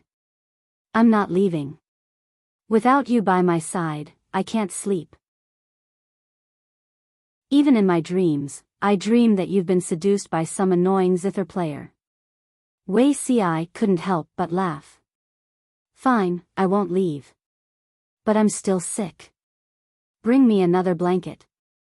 Jiang Pengji pouted and turned over. She looked at Wei Ci without blinking. In her previous life, Wei Ci was distant, gentle, cautious, and restrained. He was always rational, but his emotions were always fiercely suppressed. Now it was different. There was no melancholy between his brows. Instead, there was a sense of calmness and warmth that made people feel comfortable. This was the real Wei Ci. Everything was as perfect as she had imagined it to be. Jiang Pengji took the opportunity to roll a little and reached out to Wei Ci. No, Peng Peng wants a hug from Zixiao. Your Majesty is not a 3-year-old child. Don't fool around. It's not good if you get sick. Wei Ci patiently persuaded her with a smile. Jiang Pengji wriggled like a worm and rubbed herself against Wei Ci's side. While he was unprepared, she hugged him and rolled one round. Her toes clamped a blanket and covered her body. Chapter 12-13. Jiang Pengji heard Yang Xi's voice clearly through the military tent. He laughed so hard that he hiccuped. It's a pity that Officer Jiang isn't here. If you, Jiang Nongqin said coldly, disgusting. Yang Xi nodded in agreement. That scene is indeed disgusting. If Officer Jiang sees it, it will inevitably stain your eyes. After a while, Jiang Pengji heard Jiang Nongqin ask Yang Xi. Although Zhao Xiao offended you, you don't have to use such means to deal with him. Even if Jiang Nongqin had completely let it go and did not care about the experience of her youth, she could not bear to see someone use such despicable means to destroy a person. Although Zhao Xiao's life had been predetermined by Yang Tao and his name was already hanging in front of the King of Hell, Yang Xi's move was too vicious. Yang Xi frowned and looked as if he had been wronged. He said bitterly, in Officer Jiang's eyes, I am such a sinister villain. Jiang Nongqin sneered and asked, Do you think you are very kind? The kind and lovely Yang Jingrong was probably the biggest joke of the year. Yang Xi coughed awkwardly and said, I disdain to use such means to deal with Zhao Xiao. If he had done it, then he had done it. If he had not done it, then he had not done it. Yang Xi denied that Zhao Xiao had anything to do with him, so Jiang Nongqin naturally believed him. Then why would he? Yang Si said, when I found Zhao Shao, he had already been taken by those gangsters. I was only helping him to hide his tracks and preserve his dignity as a gentry's pride. Think about it, if everyone barged in and found him lying on the ground, how ugly would the scene be? So what if he, Yang Si, was petty and vengeful? How did Zhao Shao scold him in front of him at the banquet at Longshui Hongmen in Shanghai County that he was the son of a prostitute and a born bastard? Those words caused great harm to his soul, and he had not recovered until now. Yang Si did not find someone with great fanfare to disrupt Zhao Shao and a few gangsters. Instead, he helped him hide his tracks and let him enjoy a few more days. This was a model of repaying evil with good. In terms of eloquence, Jiang Nongqin could not beat Yang Si. Even if others knew about it, Yang Si's fault was at most concealed. Who could do anything to him? Jiang Nongqin said, if the Lord asks, I won't help you hide it. Yang Si did not report it, but he could not hide it for a few days. After all, Zhao Shao alone could not withstand the repeated torment of a few gangsters. If he had been a day or two later, he would have lost his life. Yang Si found an excuse to borrow someone from Jiang Nongqin's side and directly revealed Zhao Shao's whereabouts. Jiang Nongqin was keenly aware that something was not right. That was why she came to test Yang Si, which led to the conversation earlier. Yang Si confessed to his crimes and spilled everything in one gulp. Yang Si waved his hand and said, if the Lord asks, I will bear the responsibility alone. Who in the entire military camp did not know that Jiang Nongqin and their lord were of one mind? However, Jiang Nongqin was still loyal to him. She did not take the initiative to report him to the Lord. This could be considered as progress in their friendship. However, Jiang Nongqin said, that's great. You're in charge of the Lord. Yang Si answered vaguely. He subconsciously realized that there was something wrong with Jiang Nongqin's words. Master. Yang Si saw that Jiang Nongqin was about to stand up and leave, so he stood up to send her off. He lifted the curtain of the tent and saw his lord standing outside. Suddenly, Yang Si understood what Jiang Nongqin meant by her words just now. Their friendship was over. This hypocritical plastic flower friendship. Jiang Pengji signaled Jiang Nongqin with her eyes to leave. The latter bowed and left without looking back, leaving Yang Si shivering. Master, his voice was not confident and sounded very weak. Jiang Pengji's face was gloomy. Let's talk inside. Yang Si obediently turned sideways to let Jiang Pengji in. His well-behaved manner was very much like a woman from a good family. Bah! He was really good at pretending. Jiang Pengji said angrily, are you going to confess yourself or do you want me to do it? Yang Si did not know how long Jiang Pengji had been listening outside. He reckoned that she had heard everything that should and should not have been heard. He closed his eyes and chose to confess. Jiang Pengji was angry and amused at the same time. I don't care what personal grudges you have with Zhao Shao, but you shouldn't hide it and not report it. Jiang Pengji attached great importance to the issue of principles, even if Yang Si did not have any malicious intentions towards her. Moreover, if you want to deal with Zhao Shao, at least clean up the traces. Don't let people follow the clues and trace it back to you.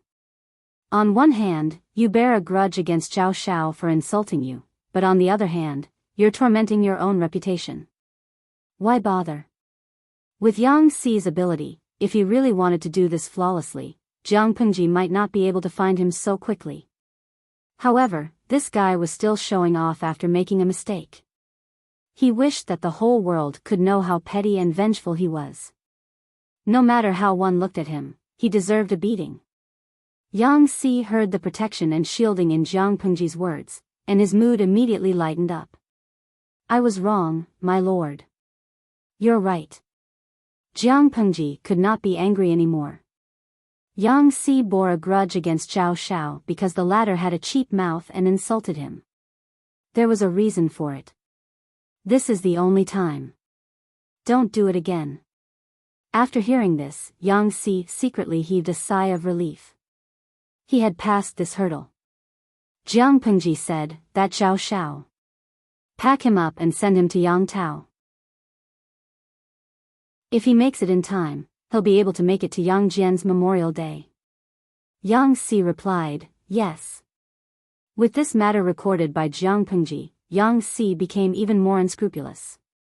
Xiao Xiao had been tormented unbearably for the past few days. He was lucky enough to keep his life, but he had become paranoid and anxious. Yang Si asked the military doctor about Xiao Xiao's current condition. The military doctor had a strange and conflicted expression on her face. The closed door is not stable. His lower body is damp and hot. He has symptoms of anal prolapse. Moreover, the qi in his spleen and kidneys is weak. His ascites has been leaking for a long time. The military doctor was originally a female soldier serving in the women's battalion. Because of a battle, she became lame. However, she did not want to retire and go home. She simply followed the doctor in the casualty camp and became an apprentice. She was extremely talented in medicine. After a few years, she could be considered to have surpassed her teacher. Xiao Xiao's appearance was too tragic. He was afraid of male contact. In order to facilitate treatment, he could only be taken care of by the female doctor. The military doctor had seen countless injuries, such as missing arms and legs, having their stomachs and chests cut open by swords, and even having hemorrhoids. However, she had never seen a man who had his posterior forcefully pierced through and was badly mutilated. With one look, she could tell that the situation was very intense. This person won't be around for long. We'll have to clean him up and send him away. It doesn't matter whether we treat him or not, Yang Si said. Is he awake now? The female doctor said, he's already awake, but he's still a little agitated. Yang Si smiled. He wanted Xiao Xiao to be agitated. If he could still remain calm and collected after experiencing such a great humiliation, Yang Si would be worried. Xiao Xiao was staring at the top of the tent with his eyes wide open. When he heard the sound of the tent flap being lifted, he thought that it was the shameless female doctors. He became even angrier. As a man, he had stripped naked in front of a woman and stuck out his chest, letting the other party see his embarrassing parts. Even he felt embarrassed and ashamed, but the woman's expression was calm. It could be imagined that the woman's behavior was unbearably dissolute. Yang Si said, Hey. General Zhao, how have you been?" Hearing the man's voice, Xiao Xiao's body subconsciously trembled. He turned his head and looked. A familiar face came into view. "It's you." Xiao Xiao clenched his fists in grief and indignation and scolded, "Get out." Not only did Yang Si not leave, but he also walked forward and sized Xiao Xiao up from head to toe. There was a hint of ridicule in his eyes. "That day, General Zhao insulted me for being the son of a prostitute. Now, I want to ask General, how does it feel to be a prostitute?" With just one sentence, Xiao Xiao was so angry that he fainted. Seeing this, Yang Si curled his lips in disinterest. Chapter 12-14. A scholar prefers death to humiliation. Xiao Xiao slowly regained his breath. In his daze, he saw that Yang Si was still there. Blood rushed to his head and he almost fainted again. "I didn't want to kill you, nor did I humiliate you." Yang Si sneered, his eyes flashing with mockery. "Your life is quite valuable. You can't die now. It would have been fine if you'd died from anger, but you've recovered. It seems that even the heavens feel that this punishment isn't enough. They want you to continue living and suffer. Reflect on what you've done wrong in the past." "Xiao Xiao, this is fate." Xiao Xiao was so angry that his anger surged. Just as he exerted force, he felt a tearing pain from the unspeakable place behind him. He was extremely ashamed and resentful. His enemy was humiliating him in front of him. He was so angry that his entire face turned purple. Seeing this, Yang Si smirked even more. Xiao Xiao wanted to rush over and tear his mouth apart. "Humph. Are you done being naughty? Yang Si came out feeling refreshed, looking like he was flushed with success. If she didn't know about his feud with Xiao Xiao, Jiang Nongqin would have suspected that he'd done something worse than a beast. Yang Si pretended to be confused and asked with a smile, Captain Jiang, what's naughty? Jiang Nongqin laughed. Naughty. Hearing the word naughty come out of Jiang Nongqin's mouth, Yang Si, who had always been shameless, felt embarrassed. He was an old man in his 30s. Being called naughty by a girl in the tone of an old mother lecturing her son, no matter how thick-skinned he would still feel embarrassed. I won't offend people who don't offend me, Yang Si said with a thick-skinned face. I was just being naughty. Don't do it again. Jiang Nongqin pursed her lips and held back her laughter. My lord is summoning you for something. Don't be late. She came over to pass on a message and to keep an eye on Yang Si. If this person was too ruthless and angered Xiao Xiao to death, how would they answer to Yang Tao? Yang Si flicked the dust off his clothes and said seriously, my lord must be summoning me for something urgent. I'll go over now. Jiang Pengji didn't have anything to ask Yang Si. She just wanted him to be the messenger to send Xiao Xiao to Yang Tao and to find out what Yang Tao wanted. Su Bei has been eliminated. Apart from Haozhou, Qinzhou, and Zhangzhou, we have taken over all the other territories in Dongqing. We don't have many choices left. Jiang Pengji pointed at the geomantic map. The hidden meaning was obvious.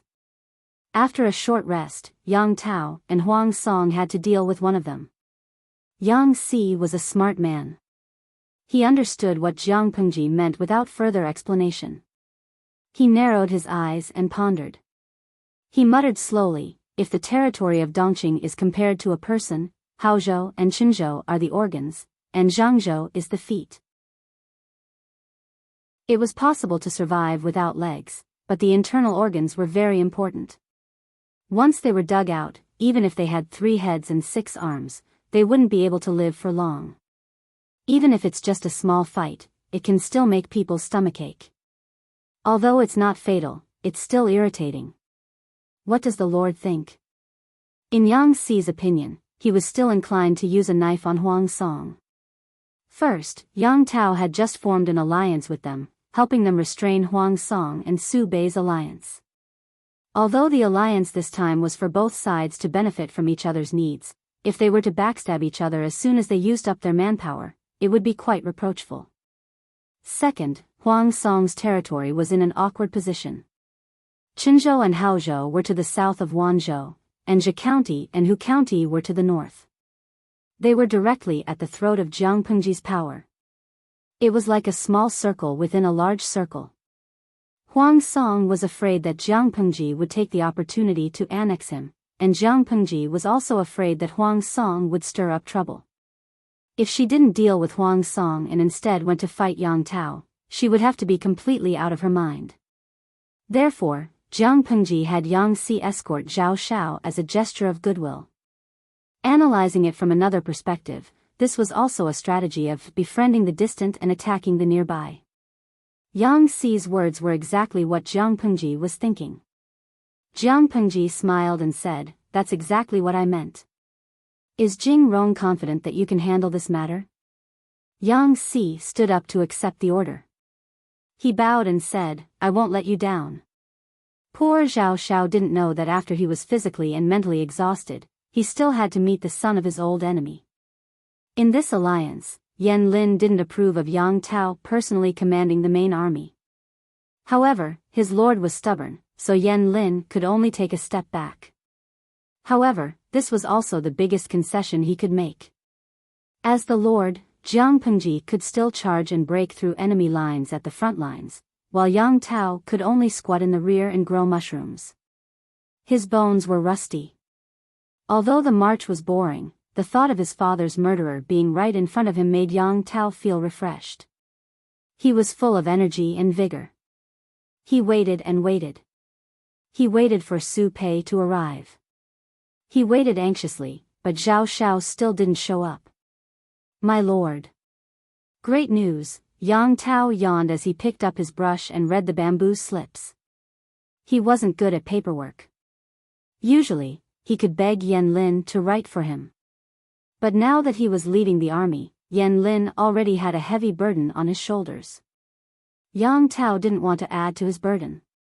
Xiaoyang was such a good person. He couldn't possibly tire him out. While he was still in a daze, Yan Lin entered the tent like a gust of wind. Although he left in a hurry, he didn't lose his elegance. He was still elegant and charming. Great. Great news? Yang Tao suddenly came to his senses. The tip of his brush paused, and black dots of ink stained the bamboo slips. There was a genuine smile on Yan Lin's face.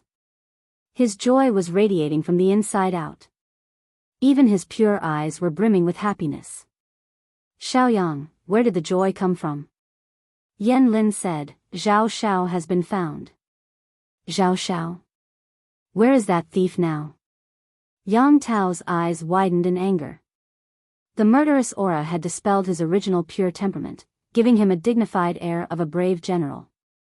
Yan Lin said, General Lanting's military advisor, Yang Si, has personally escorted Zhao Xiao.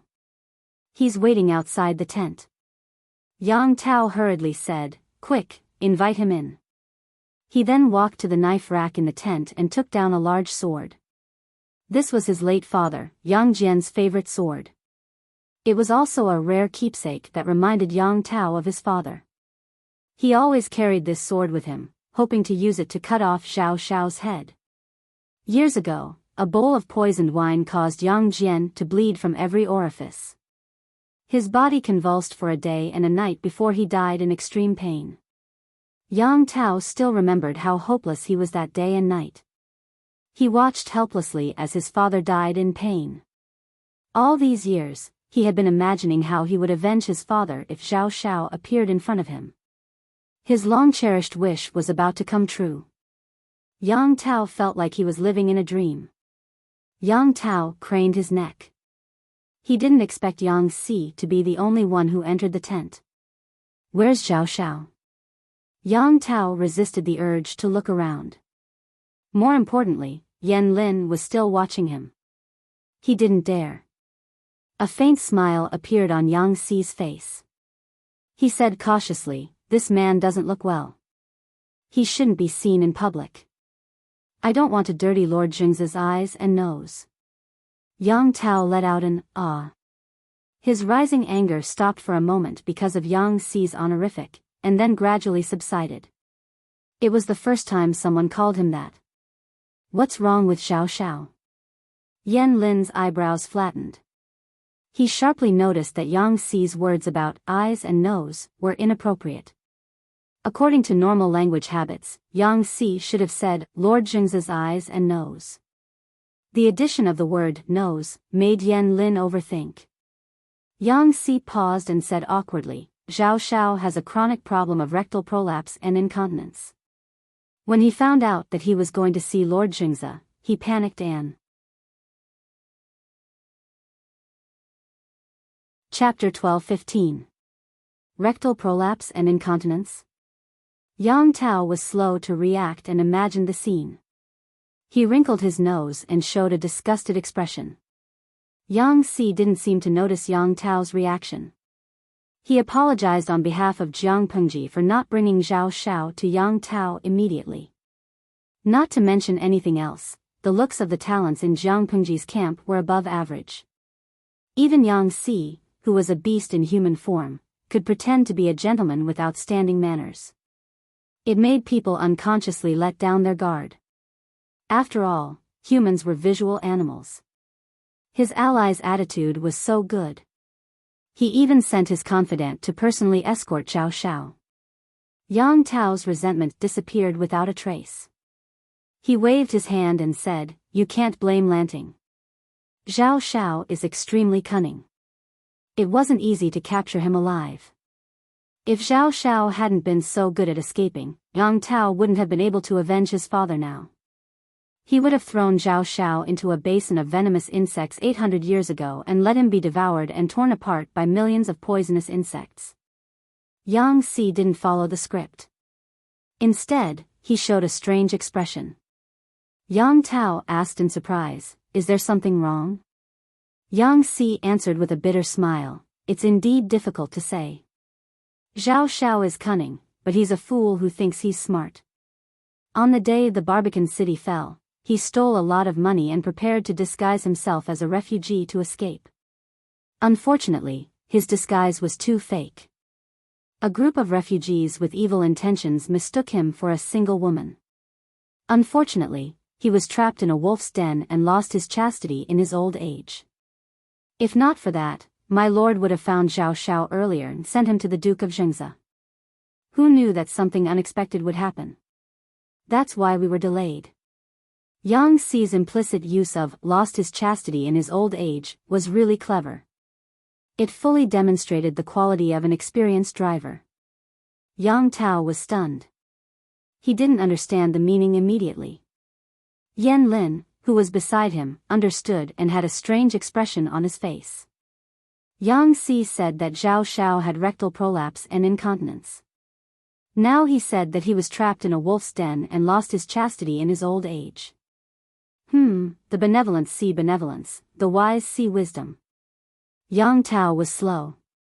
When he understood the meaning of Yang Si's words, he almost choked on his own saliva. That Zhao Xiao, did he really encounter such a tragedy? Yang Tao had a horrified look on his face as a trace of disgust flashed across his eyes.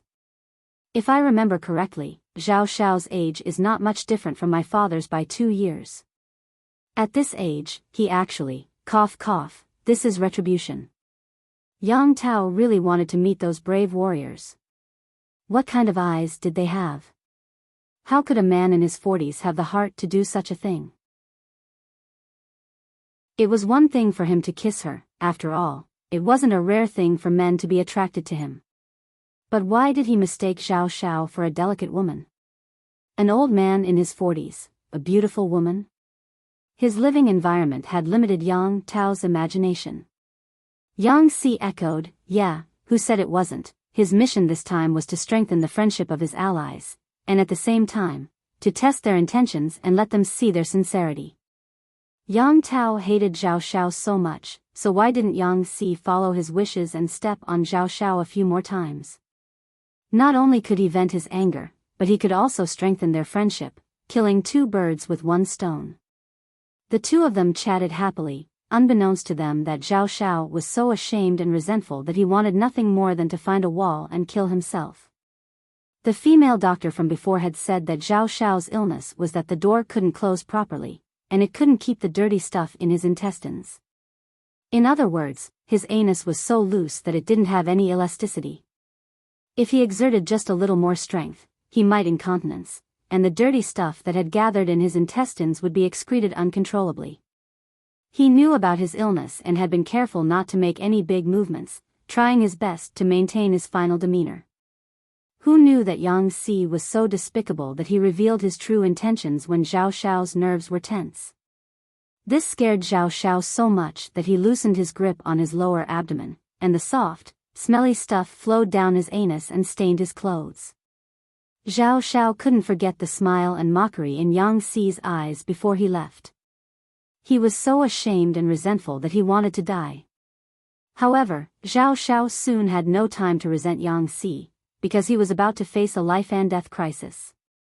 Zhao Xiao had seen Yang Tao before. At that time, Yang Tao was just a little boy who followed his father Yang Jian around. Many years had passed, and the kid from that day had grown up to be a threat to his life. This caused Zhao Xiao's expression to darken. Even though he had mentally prepared himself, Yang Tao didn't expect Zhao Xiao to be in such a sorry state. His exposed skin was covered in bruises that hadn't faded yet. "Zhao Xiao?" Yang Tao called out tentatively, holding the broadsword in his hand. Zhao Xiao snorted coldly, not deigning to talk to Yang Tao. Yang Tao said, "You're still being stubborn even when death is at your doorstep." Only then did Zhao Xiao open his mouth and say mockingly, "Do you think you'll let me go if I beg for mercy?" Yang Tao shook his head. "Of course not. The hatred of my father's murder is absolutely irreconcilable. You dared to commit such beastly acts back then, so you should know what will happen today.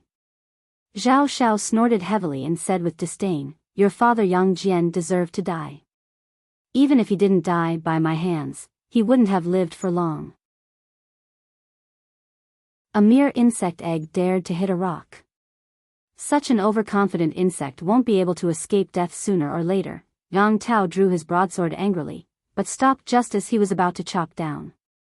His father, Yang Jian, had suffered for a day and a night before dying in agony. If he killed Zhao Xiao with a single slash, wouldn't he be letting this traitor off easy? Zhao Xiao broke out in a cold sweat. Once again, he lost control of his anus and emitted a foul stench. This reaction made Zhao Xiao both angry and fearful. Yang Tao also smelled something fishy. He looked at Zhao Xiao with a faint smile. Zhao Xiao was extremely embarrassed and regretted that Yang Tao hadn't slashed down with his broadsword. If he had died, he wouldn't have had to suffer Yang Tao's humiliation. Zhao Xiao forced himself to maintain his dignity. You don't believe me? What's your father's background? So what if he became an official through a military career? He's just a lowly military officer with a shallow foundation. Such a despicable person wanted to use the merit of rescuing the emperor to bypass the aristocratic families and take control of Zhangzhou's Dongmen County. Who gave him the face to do so? He thinks he's a big shot, but he doesn't know how many people's interests he's hindered. Even if I hadn't done anything, your father Yang Jian wouldn't have been able to escape the hands of others. Speaking of which, you should be thanking me. If I hadn't intervened and saved Yang Jian's life, do you think you'd still be alive? It's because Yang Jian's death intimidated a group of restless people that you're still alive. Although Zhao Xiao was a despicable person, he was able to become a famous scholar in Dongmen County. Yang Tao's anger surged again. He yelled, "You old bastard!" Just as he was about to step forward, Yan Lin raised a hand to stop the enraged Yang Tao. Xiao Yang. Yan Lin said, calm down. Don't be affected by him. Yang Tao quickly calmed down, but he still felt indignant. This person has a glib tongue and can distort the truth, Yan Lin said. He's not lying. The situation at that time was indeed not good. He had reminded Yang Jian many times to be careful, but Yang Jian trusted others too much and was overconfident. That's why he fell for it. Yang Tao stood rooted to the ground. He gripped the hilt of his sword tightly, as if he couldn't believe what he was hearing. Chapter 12:16. Yang Jian's family background wasn't low. His ancestors had once been high-ranking officials. However, this bit of foundation was nothing compared to the local aristocratic families of the Eastgate County, which had many meritorious deeds and deep roots. Yang Jian treated them with sincerity, but he didn't know that they were just pretending. Yan Lin didn't want Yang Tao to follow in his father's footsteps. He didn't want Yang Tao to be like his father, foolishly treating wolves as his best friend. It will be the Lord's death anniversary in a few days. It won't be too late to kill Zhao Xiao then and pray to the Lord's spirit in heaven. Yang Tao didn't say anything. Yan Lin continued, I sent people to catch many non-poisonous snakes. Although they are not as powerful as the basin, they can still be used. Zhao Xiao trembled and looked up at Yan Lin in disbelief. He didn't expect that Yan Lin, who looked like a gentleman, would imitate the devil concubine and give Yang Tao such an evil idea. Not only did he come up with the idea, he even caught a bunch of snakes. You can't spoil your son like this. Ah. Yang Tao was shaken. He said reluctantly, fine, let's do it. Don't let Zhao Xiao die too easily. Zhao Xiao shouted anxiously. Yang Tao, don't you dare. Humans were born with a fear of snakes. When Zhao Xiao thought of countless long worms crawling and biting his body, he regretted it again. It would have been better if Yang Tao had chopped him down. It would have been better than living like this. Yang Tao was as vicious as a snake or a scorpion. Zhao Xiao used to be afraid of death, but he later realized that what was worse than death was living a life worse than death. Why wouldn't I dare? Yang Tao said matter-of-factly. Avenging my father is a righteous thing to do. Zhao Xiao felt like he had fallen into an ice cellar. He was stunned. He thought that Yang Tao would care about his reputation and not use torture like the Basin. He didn't expect Yang Tao to be even more ruthless. You will regret this. Zhao Xiao clenched his teeth. You tortured a famous scholar. You will be condemned by everyone. Zhao Xiao's biggest advantage now was his family background and identity. Unfortunately, the chips in his hands were not as heavy as he thought. If his family background was really useful, Zhao Xiao wouldn't have been humiliated by a few gangsters. This was a chaotic world, and playing politics was not suitable for this era. Only strength was the most powerful capital. Yang Tao said righteously, not avenging the father for the son, this is the behavior that will be condemned by all. When Zhao Xiao poisoned Yang Jian, why didn't he think about what would happen to him today? Serves you right. Yang Si waited until the day of Yang Jian's death was over before he hurried back. At the same time, he brought along Yang Tao's document for Jiang Pengji. Sigh, you really can't judge a book by its cover. That Yan Xiaoyang looks so gentle, but I didn't expect him to be so ruthless. Yang Si snatched Qiguan Rang's feather fan and fanned himself, causing Qiguan Rang to roll his eyes. She asked, Yan Xiaoyang? What happened to him? Yang Si clicked his tongue. That Yan Xiaoyang threw Zhao Xiao into the snake pit on the day of Yang Jian's death. Who knew what snake cave he had dug to find so many non-venomous black spike snakes? Every snake had their teeth pulled out, and they had to starve for a few days. TSK, Zhao Xiao was stripped naked and shivered in the snake pit for a whole day. In the end, he was so exhausted that he was scared to death. His death was much worse than Yang Jian's. There were many details that Yang Si hadn't mentioned yet. After Zhao Xiao was stripped naked, his condition of anal prolapse worsened. The black spike snakes were starving. They had the heart to eat humans, but they didn't have the teeth to eat humans. In the end, they surrounded Zhao Xiao and burrowed into any hole they could find. You can figure out the deeper content on your own. If a life for a life was a business deal, Zhao Xiao's deal was too much of a loss. His death was 100 times more tragic than Yang Jian's. Because Zhao Xiao's death was too tragic, Yang Si was too embarrassed to continue defaming him. After Jiang Pengji heard this, she said confidently, I'm afraid it was to make an example out of him. Yang Tao's personality wasn't gentle, but he wasn't dignified either. As a lord, he was still lacking.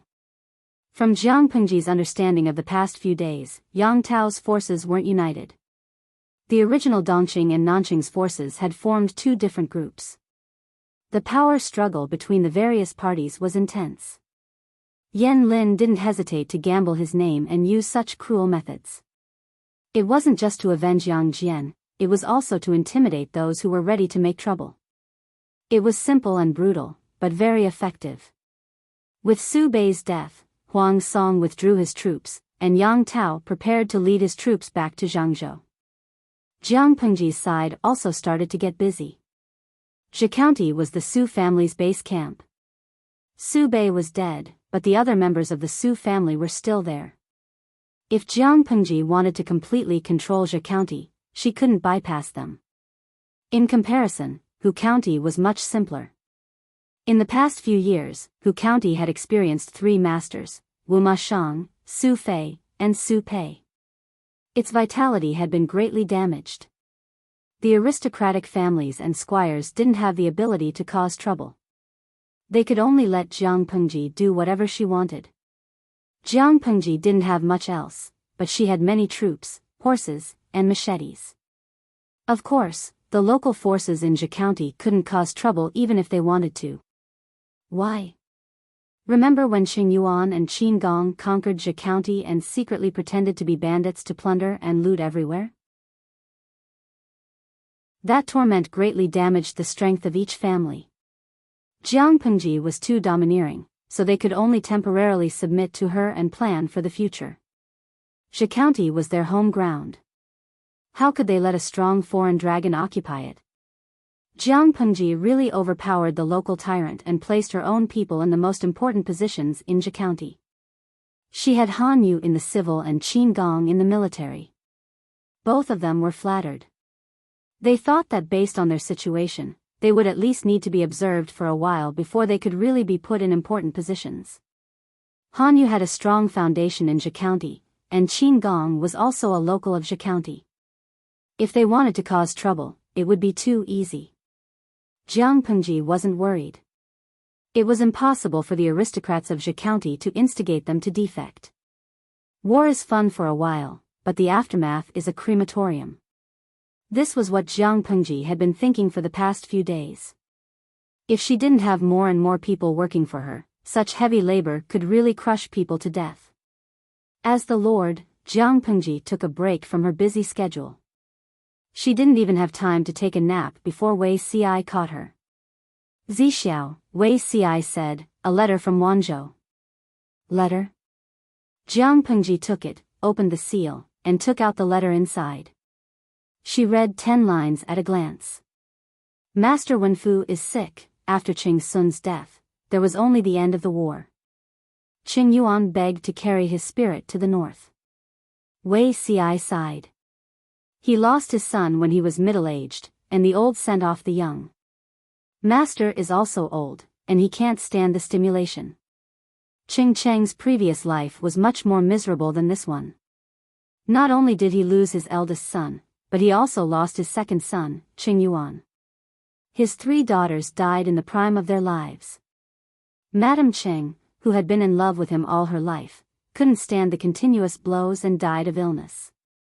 On the way to the south, only Qing Cheng was left. When the Jiang dynasty was established, Qing Cheng, as the first historian, went against the heavens and the earth.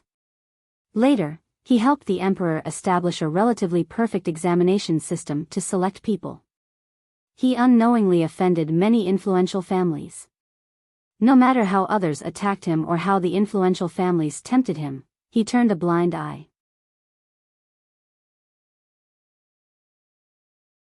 Chapter 12-17. Qing Cheng's condition was far more serious than what was described in the letter. At one point, he was unconscious. All the famous doctors in Wanzhou were invited to take a look. Some gave him prescriptions while others vaguely told his family to be mentally prepared. Mrs. Qing refused to accept reality. She changed her tearful dejection and went to ask if there were any better doctors. The result was disappointing. The Qing family was in a gloomy mood. Qing Yuan was even more devastated. He had to organize the funeral of his eldest brother, Qing Sun, and take care of his seriously ill father and his exhausted mother. Not long after, he looked a lot more haggard and his whole body was thinner.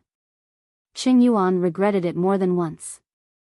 If he had sent someone to capture Qing Sun earlier and not given him the chance to kill himself, perhaps he wouldn't have died. However, he also knew that Qing Sun was ready to die. How could it be so easy to stop him? Second Langjun, someone has sent a visitation card. Qing Yuan took a deep breath and tried to dispel the tiredness of a sleepless night. He reached out and took the visitation cards.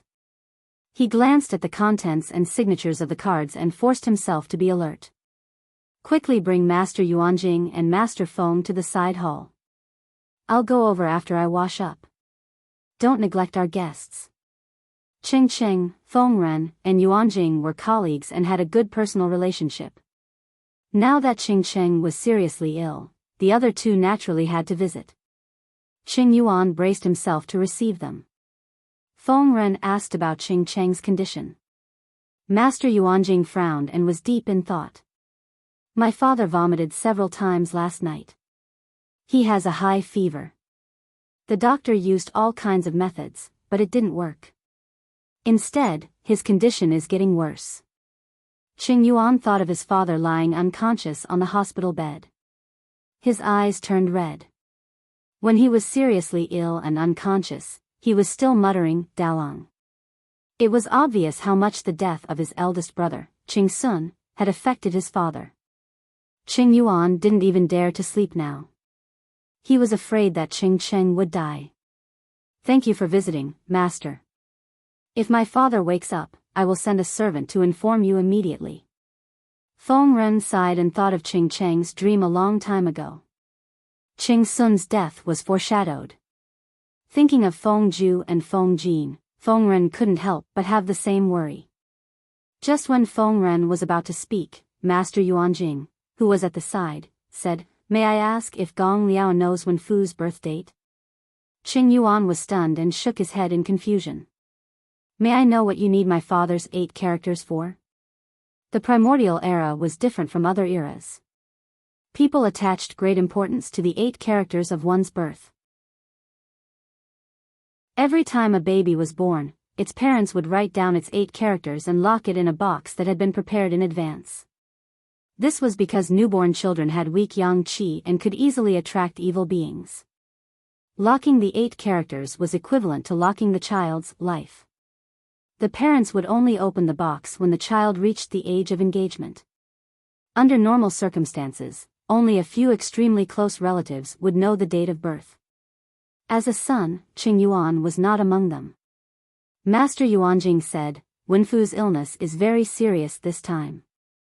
I'm worried that it might be the work of evil spirits." At that time, people were still very superstitious. As Master Yuanjing was a capable old faker, no one doubted his words. Qing Yuan told his mother about this matter. Mrs. Qing seemed to have grabbed onto the last straw and hurriedly wrote down the 8 characters of her husband, Qing Cheng. When Master Yuanjing received Qing Cheng's 8 characters, he frowned at a glance. When he calculated it carefully, his eyebrows were even tighter than before. Mrs. Qing asked anxiously, "Master, what's wrong with my husband? Could it be that he's possessed by evil spirits?"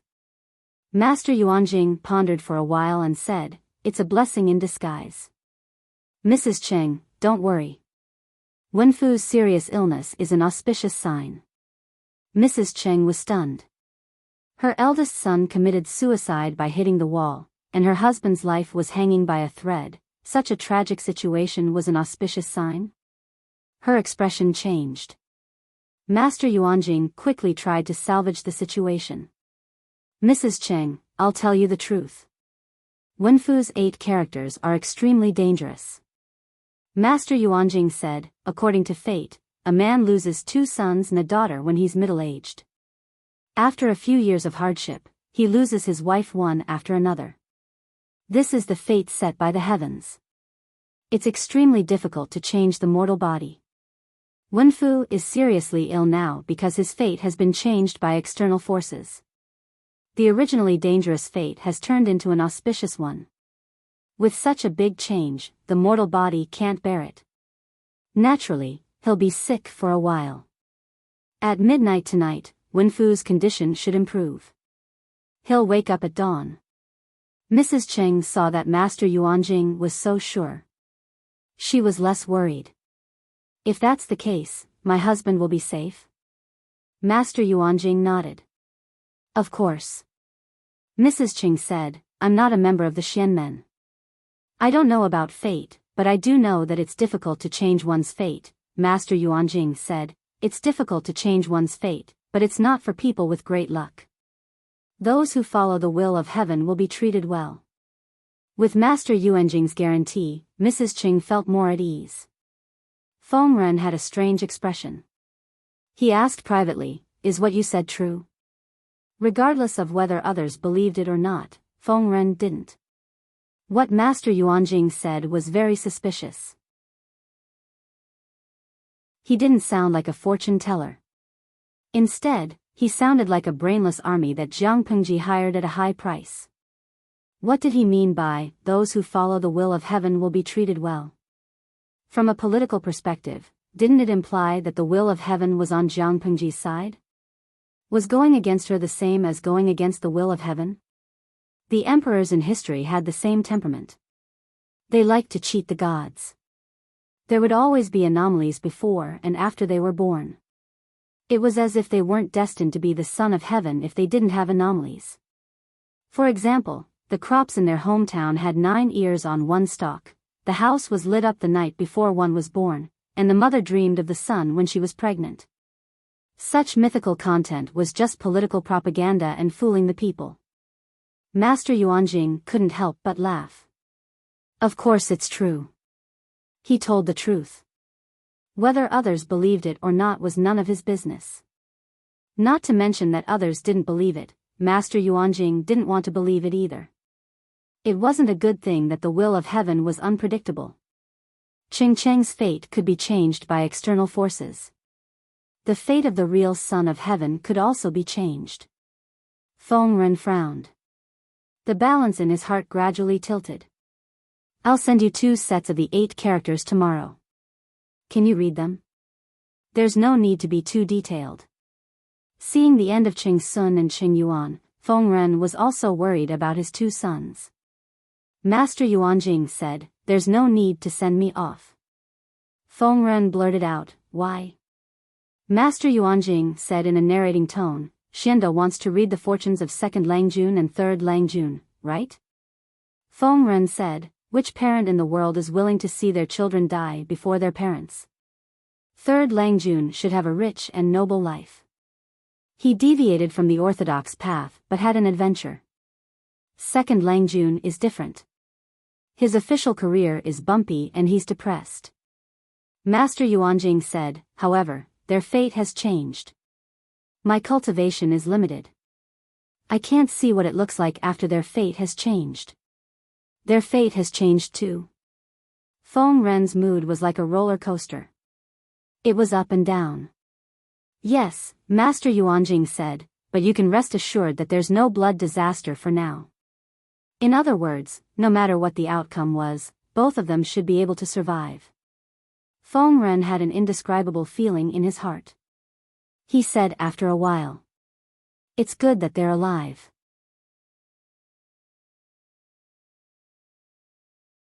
Chapter 12:18. Zuda, what are you thinking about? Master Yuanjing saw that Tang Yao was lost in thought and the tea was spilling. He could not help but wake him up. Tang Yao was shocked. He almost got scalded by the teapot. He quickly put the hot teapot on the tea mat and returned to his normal sitting position. "Master, I was distracted just now," Master Yuanjing sighed. "What were you thinking about just now?" Tang Yao stuttered. His mind was in a mess. There was too much to think about. "I was thinking about Master Cheng's house." Tang Yao respected his master too much. He was not even willing to answer half-heartedly. He told the truth. There are 2 things. Obeying Lu Shi is obeying the heavenly mandate. Master once said that the changes in the Zhou Tian are endless. Therefore, the mysteries of heaven cannot be revealed and fate cannot be calculated. As for the 2 Langjuns of the Feng family, what you can say is definitely what you can say.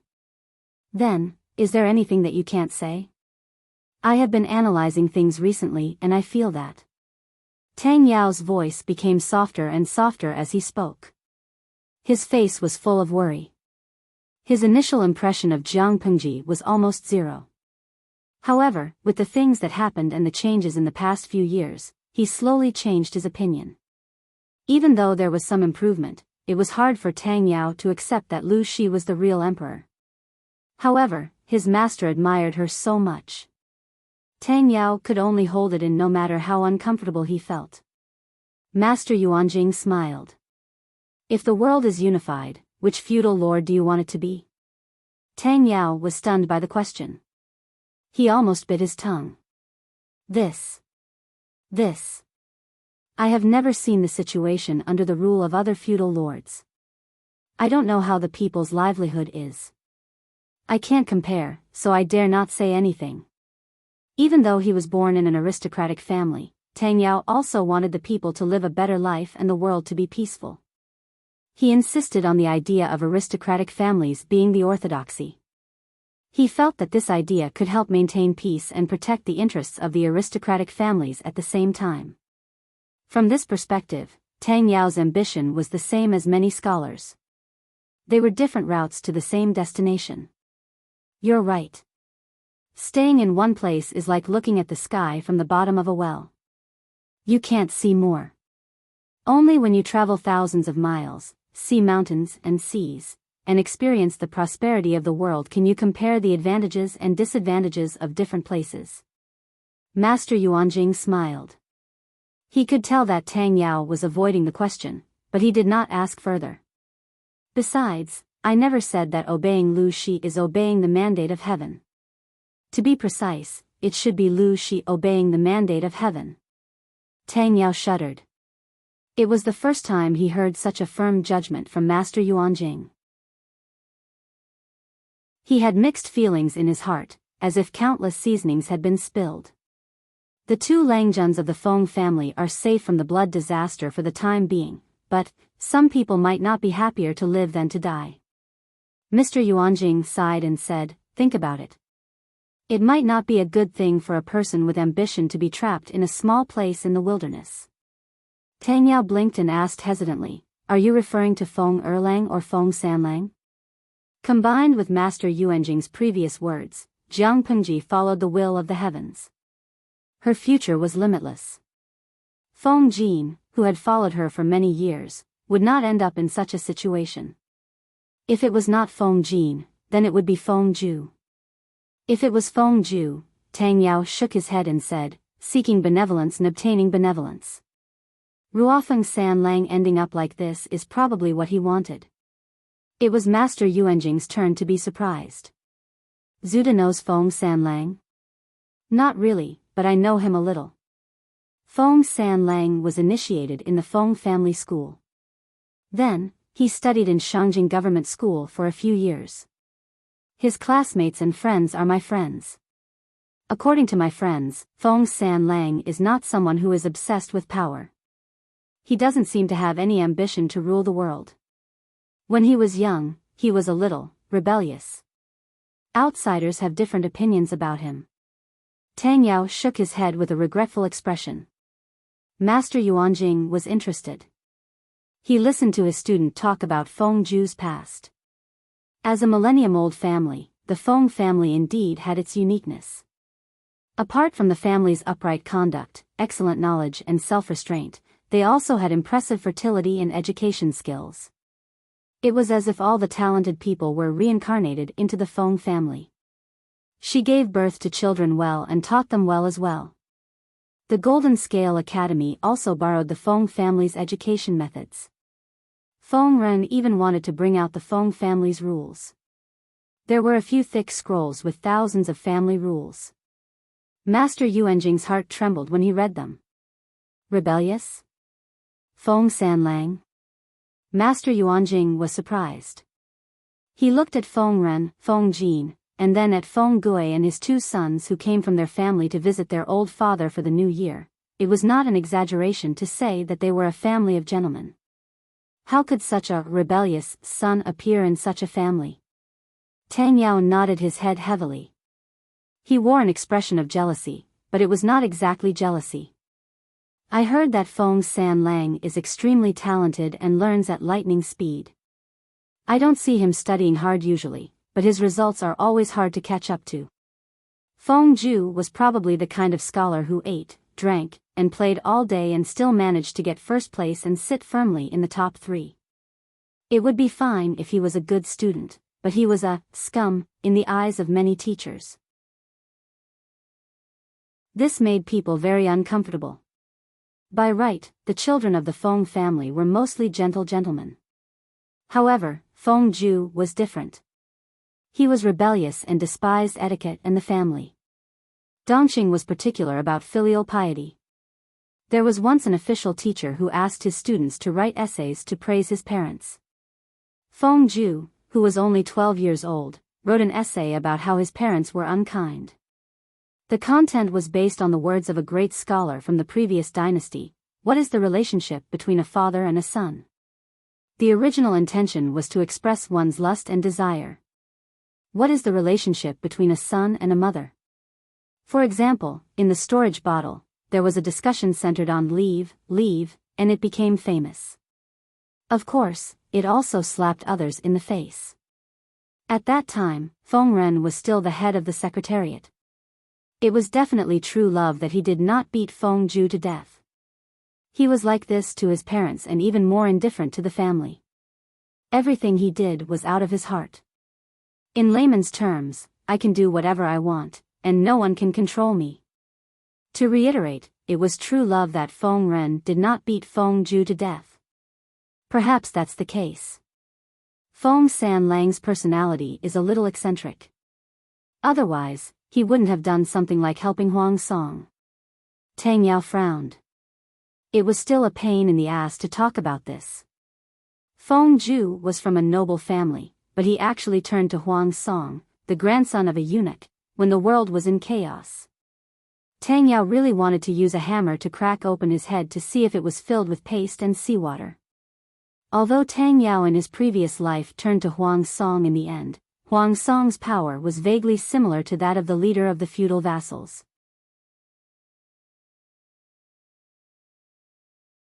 Chapter 12-19. Huang Song's family background was a shortcoming that could not be ignored. Ordinary aristocratic families looked down on him. It was the right time to become an official. Not only would he not lower himself, but he could also help Huang Song and increase his bargaining chips. If they waited for Huang Song to conquer the world before relying on him, it would just be the icing on the cake, and Huang Song wouldn't even care. Who would have thought that Jiang Pengji, the bandit, would emerge as a new force? She single-handedly muddled the situation, and in the end, she made a beautiful comeback. Are you stupid? He was indeed a fool. Where was Feng Zhu? Why would Huang Song, who was poor and had no foundation, need Feng Zhu's help? Tang Yao and Feng Jin's original thoughts were very similar.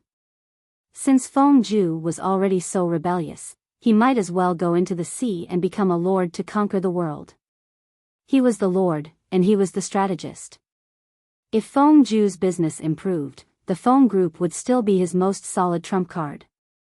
Wasn't this better than relying on Huang Song?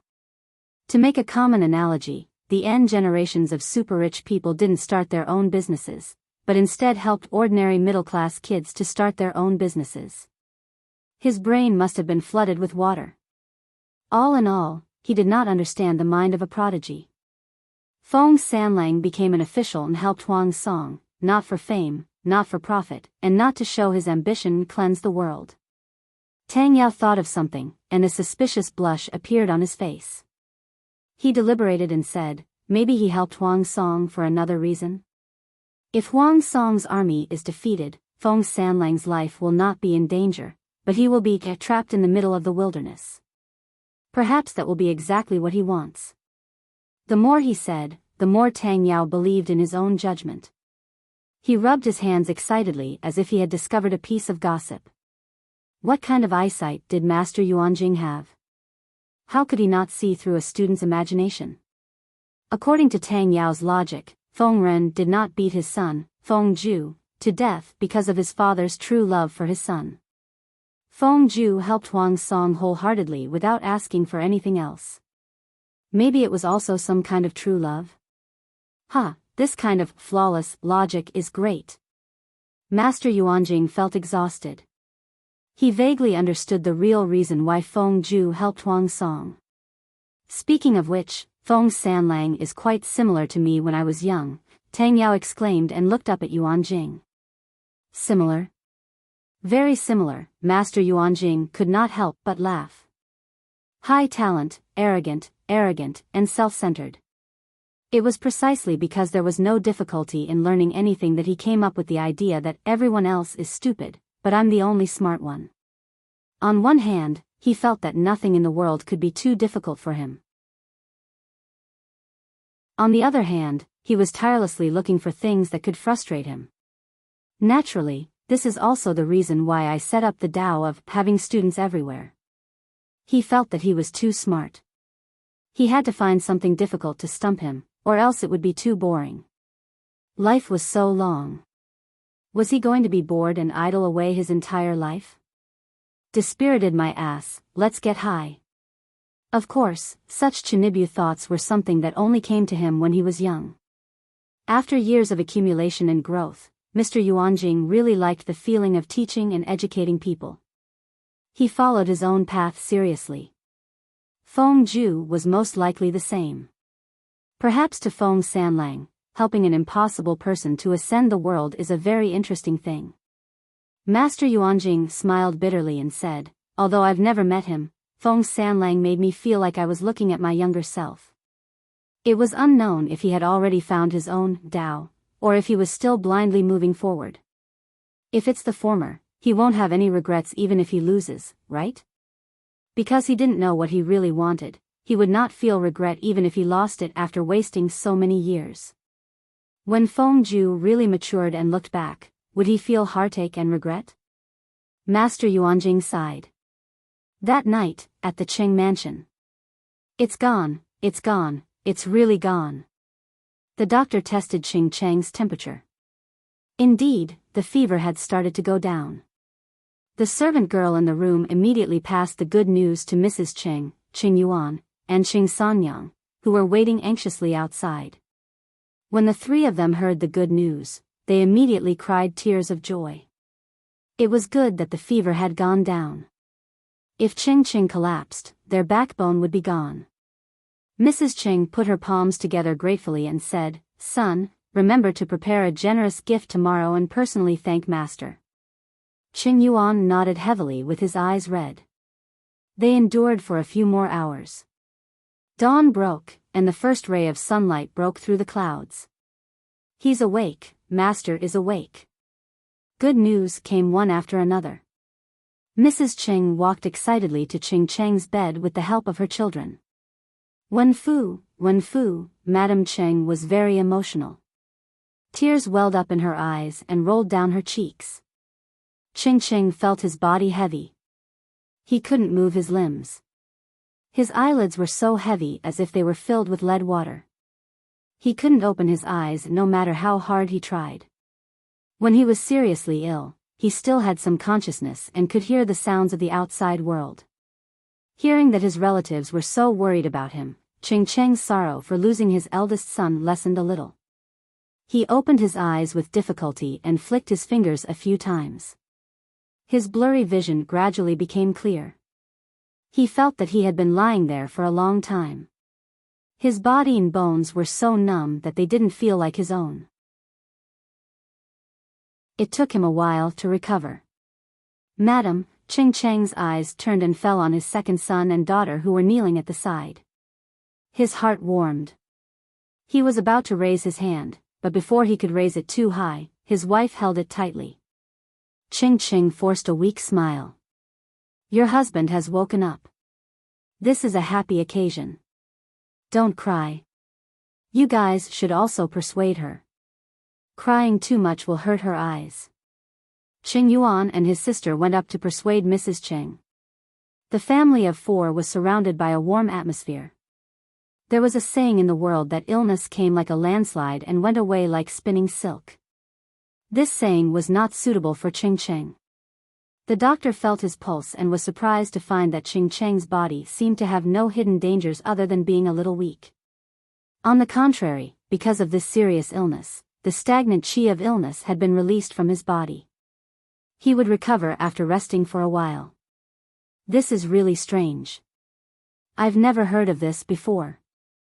The doctor sighed. Mrs. Chang's heart skipped a beat. She told Qing about Yuan Jing's words. Sir is really straightforward. Qing looked surprised and said, Madam, you don't know this. When I was seriously ill, I faintly felt that my body was getting lighter and lighter. There seemed to be countless sounds in my ears. Not long after, I had a mysterious dream. There were only a few scenes in the dream, but the contents of the dream confirmed Sir's assertion. I lost 2 sons and a daughter, and even my wife died of illness. Mrs. Chang's heart skipped a beat. She quickly grabbed Qing Chang's hand. What should we do? Qing said, didn't Sir say that his fate has changed? Great misfortune has turned into great fortune. This is already a blessing from God. The death of his eldest son could not be saved, but Qing really did not want to lose his other 2 children. Mrs. Qing said, in the future, I will do more good deeds. I only hope that God will count this good karma on Sun Er's head. I hope that he will have no worries in his next life. Since such a mysterious thing had happened, Mrs. Ching also believed in the words of accumulating good deeds.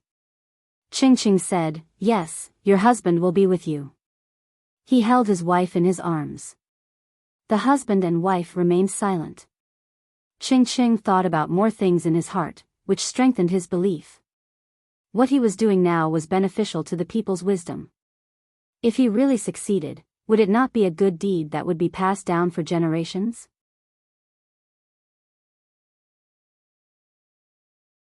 Chapter 12:20.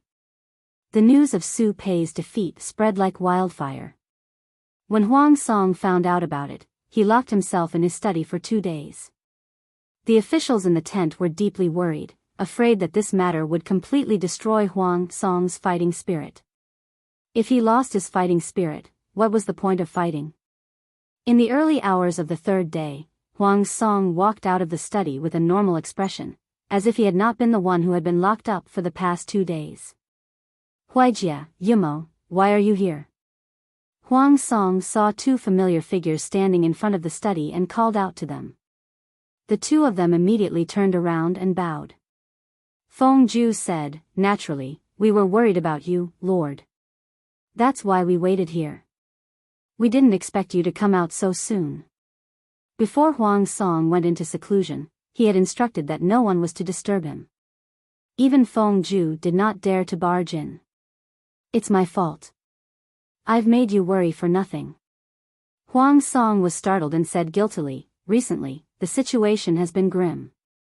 I'm a little frustrated, so I wanted to be alone and analyze the pros and cons." The sage also said that one should reflect on oneself 3 times a day.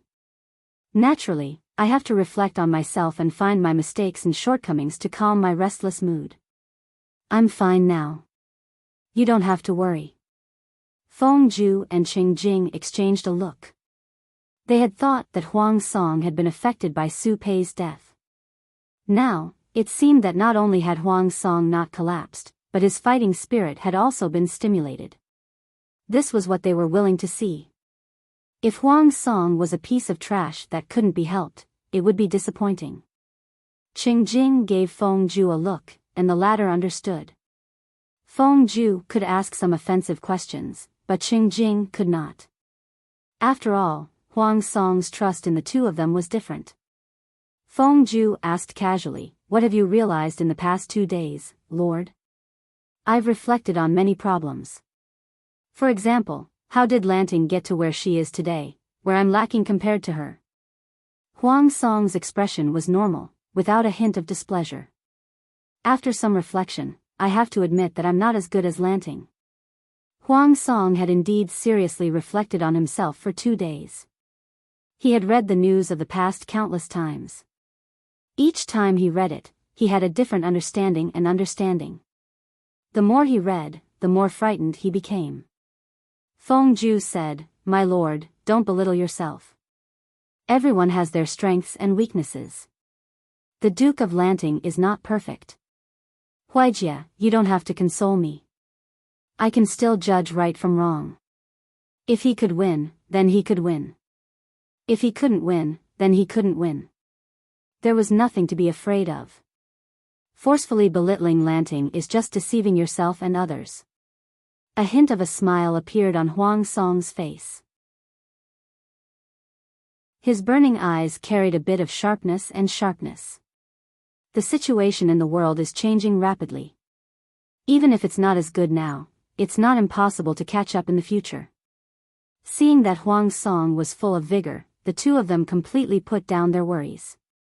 It is not too late to mend the dungeon after the sheep is lost. Huang Song continued, "When Lanting finishes resting, he will most likely find an excuse to attack me." Qing Jing and Feng Ju did not say anything. This was the consensus of everyone. Although Lanting is strong, I am not weak either. If she wants to beat me, she'll have to show her skills. Huang Song's expression was solemn. He suddenly took a step back and clasped his hands in front of his chest. He said to the 2 of them, "Huijia and Yumo, please let bygones be bygones and help me get through this. Huang Song's action was beyond their expectations, but they could also feel Huang Song's seriousness and sincerity, so they naturally didn't dare to be negligent. Yes. Huang Song had just walked out of the study. At this moment, he led the two of them into the study again. The three of them had a secret discussion for several hours. When they left, Feng Zhu and Qing Jing walked side by side halfway. Qing Jing said, "My lord has indeed improved. If it had been earlier, the situation would have been much better." As the lord, Huang Song could take the initiative to admit his mistakes. He admitted that he had previously shielded the Yuanshur's generals, causing the civil and military forces to lose balance. The Yuanshur was Huang Song's family after all. Asking him to admit this was a mistake was tantamount to slapping his own face. Yet, he admitted it, which made Qing Jing look at him in a higher light. Unfortunately, it was not so easy to extinguish the bad atmosphere brought about by Yuan Xian. Although Nia Sun did not say it, he had a lot of objections. "That's true, it's still a little too late," Feng Zhu said. "Qing Yun still has a grudge in his heart. I'm afraid it won't be resolved in a few days." He folded his hands in his sleeves, looking calm and relaxed. There was even a faint smile on his lips, as if he was not worried about this at all. Qing Jing said, "Qing Yun is a true gentleman. If my lord is honest with him, he will definitely be able to untie the knot in your heart." Fortunately, Nia Sun was a gentleman. Even if he had resentment in his heart, he would not do anything to hurt his lord. If it were Qiguan Rang or Yang Si, what if they tried it? They could stab their lord to death in minutes. The biggest difference between them and other counselors was their thinking. Traditional counselors were particular about loyalty. They were loyal to their lord. They would spontaneously put their lord on a pedestal and put themselves in a lower position. They would often spoil their lord to the point of no return. Non-mainstream counselors were particular about following one's heart. Their lord was just a boss. To them, being a counselor was just a job. They did not have to cling to their job for the sake of a good-for-nothing boss. If they were not satisfied with their job, they could just jump ship and find another one. If their lord was not satisfied, they could just stab another one to death. It was such a simple matter. There was no need to seek death. Therefore, in the previous life, Qiguan Rang killed his old lord, Prince Changsho. In this life, Yang Si jumped ship from Prince Changsho's side and even schemed against him. Huang Song was lucky enough to meet Nia Sun, so he was still safe for now. If the public relations following the crisis were done well, the ruler and his official would be able to return to normal. The two of them walked side by side for a while until Huang Song's residence was far behind them. There was no one around. Qing Jing asked, "Lu Shi is coming in full force. I'm afraid he won't be easy to deal with." Feng Zhu tilted his head and smiled faintly, but his eyes were cold. If Lu Shi is easy to deal with, the Tsing-Yi army, the Red Lotus Group, the northern borderline, the Meng family of Zhangzhou, and Su Bei from Zhe County, they lost too unjustly. This person could successively defeat his enemies and achieve victory. He rose to power by stepping on the corpses of thousands of enemies. How could he be easy to deal with? What made Feng Zhu even more frustrated was another matter. He had not heard any news of the Feng family's official counselors taking sides. The Feng family's disciples stayed in Shangyang County peacefully. What did this mean? Either the Feng family felt that the situation in the world was still unclear and that it was not a good time to choose a side. Or the Feng family had already made a decision, so they had not made any moves. If it was the former, Feng Zhu was not worried. If it was the latter, it meant that the Feng family thought highly of Jiang Pengji. That was why no one from the Feng family became an official. It was because Jiang Pengji already had Feng Jin, who was of noble birth. If another person from the Feng family came under her banner, it would inevitably give Jiang Pengji, who had a strong personality, the misconception that the Feng family wanted to infiltrate and seize power. It would be detrimental to the interests of the family. The aristocratic families had different ways of dealing with different feudal lords. If it was a lord with a strong personality and was arbitrary, the aristocratic families would take the initiative to avoid her and maintain a safe distance.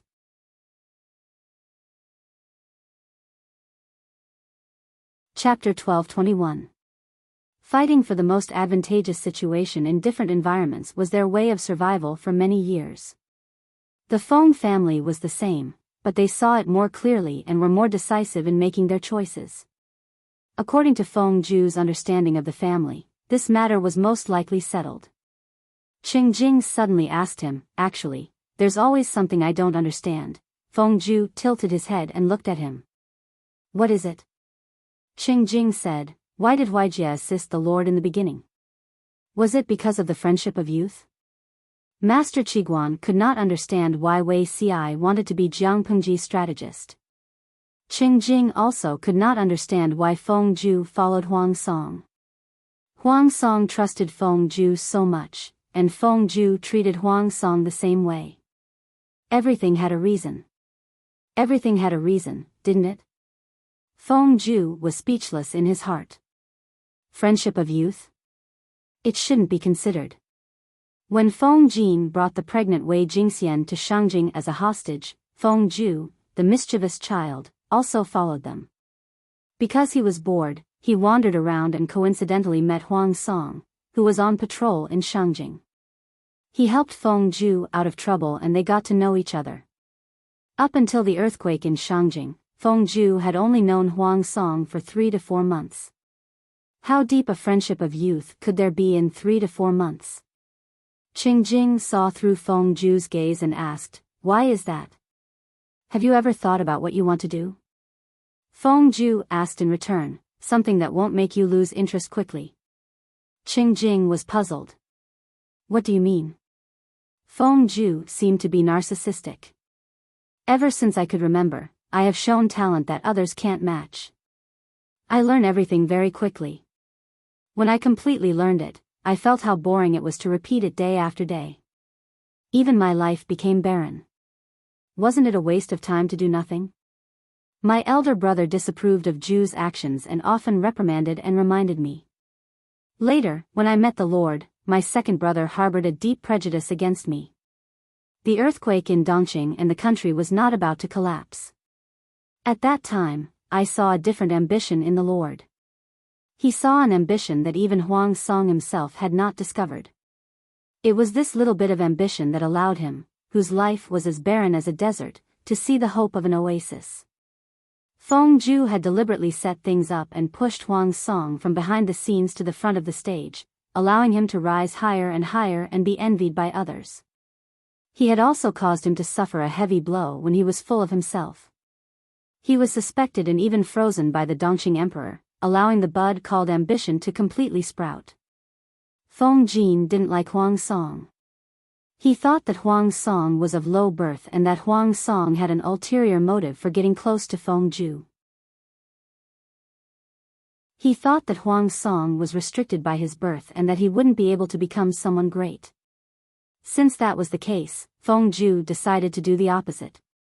What could be more challenging than raising a son of heaven? Even though this was a huge project, Feng Zhu still had a lot of fun. In a sense, both Jiang Pengji in her previous life and Huang Song in this life were pitiful to have met such a terrible strategist. Qing Jing listened in silence for a while and finally understood what Feng Zhu wanted to express. He looked at Feng Zhu with a complicated gaze. If Qiguan Rang and Yang Si were non-mainstream strategists, then Feng Zhu was a naughty child strategist. He was far more self-willed than the former. He secretly felt sorry for his lord. Feng Zhu's voice was flat. "Assisting the Lord is what I want to do. I won't lose interest in it soon." He did not have the perseverance and faith of Han Yu and the others who tirelessly pursued Tao. He only followed his heart and nature. "I can do whatever I want, no one else can control me." Yes, he was so willful. Qing Jing was speechless. "Sigh, I'd better feel sorry for my lord." Huang Song's 2 days of self-reflection were still effective. It was definitely not as simple as what he said. Instead, he seriously put it into practice. However, the disharmony between the civil and military officials was already very serious. It was not something that could be resolved with a few words. It still needed a heavy dose of medicine. Huang Song deeply understood the contradictions among the people and complained incessantly. The tears that flowed from his eyes were all the water that had poured into his brain back then. The crux of the problem of the disharmony between the civil and military officials still lay with Huang Song. As long as he, the Lord, was impartial, the atmosphere below would naturally be purged. For this reason, Huang Song specially created a public relations crisis. He set up a banquet and invited the civil and military officials to attend. At the banquet, Huang Song took advantage of his drunkenness. His eyes were red, and he bitterly reflected on his mistakes.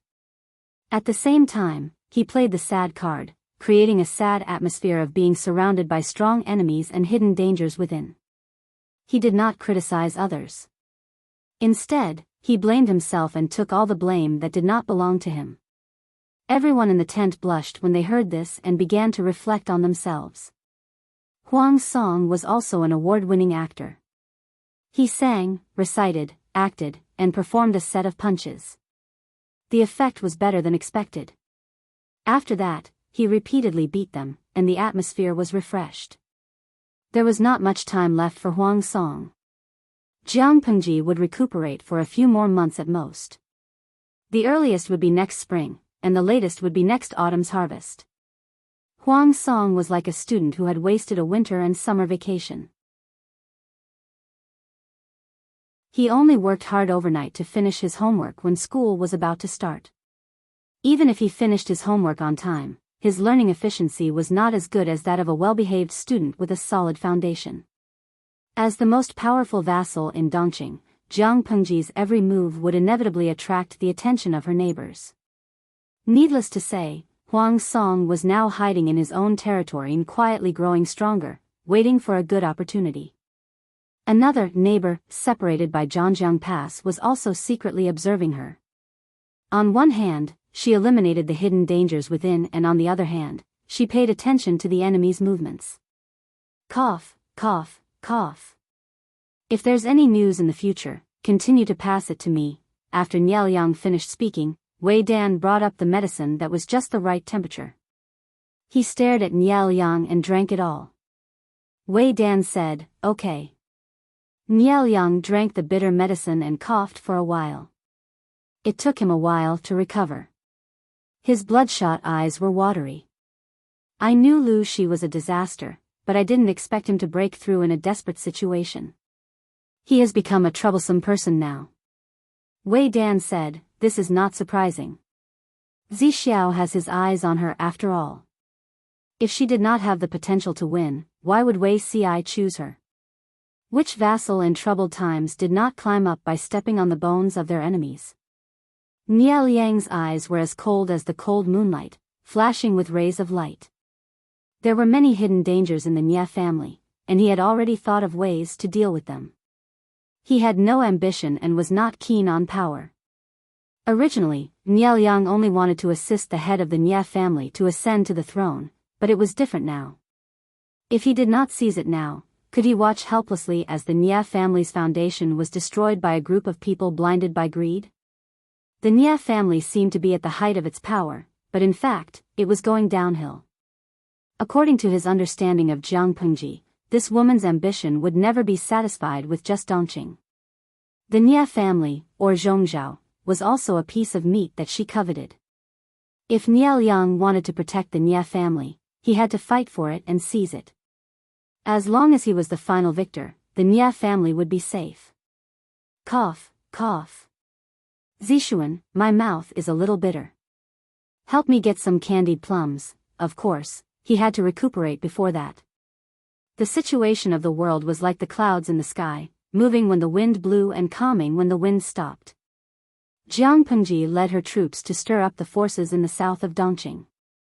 After she was done, she returned home in glory with spoils of war and fruits. It's another year. What should we eat for this year's New Year's banquet?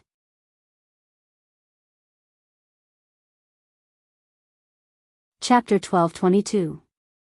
Xiaze sighed and said, "The people here are so enthusiastic." Countless people lined the road to welcome them. Warm handkerchiefs, sachets, and sachets fell like raindrops. Xiaze was stunned and sighed with emotion. He was young, strong, and had a strong recovery ability. His heavy injury was almost healed, and now he was full of vigor again. Although he was a surrendered general, Jiang Pengji didn't give him any special treatment. The other people didn't know which general was which. They would throw sachets and handkerchiefs to whoever was wearing powerful armor, who was good-looking, and who had an extraordinary temperament. Xiaze relied on his beautiful face that was gifted by his parents to swindle a lot of sachets and colorful handkerchiefs. His popularity was not much lower than Li Yun's. Tut, this cruel world that was heartless and only cared about looks. Seeing that this group of young people was so impressive and popular, Yang Si felt sour in his heart. Thinking back to those years, he was also flushed with success and was the ideal husband in the hearts of countless beautiful ladies. Yang Si twirled his neatly trimmed beard and showed some sadness on his face. "Wenbin, do you think I'm really old?" He touched his face secretly. It felt good. In the words of the audience in the streaming room, it was full of collagen. Han Yu was riding on a horse and silently looked at the people who were welcoming them.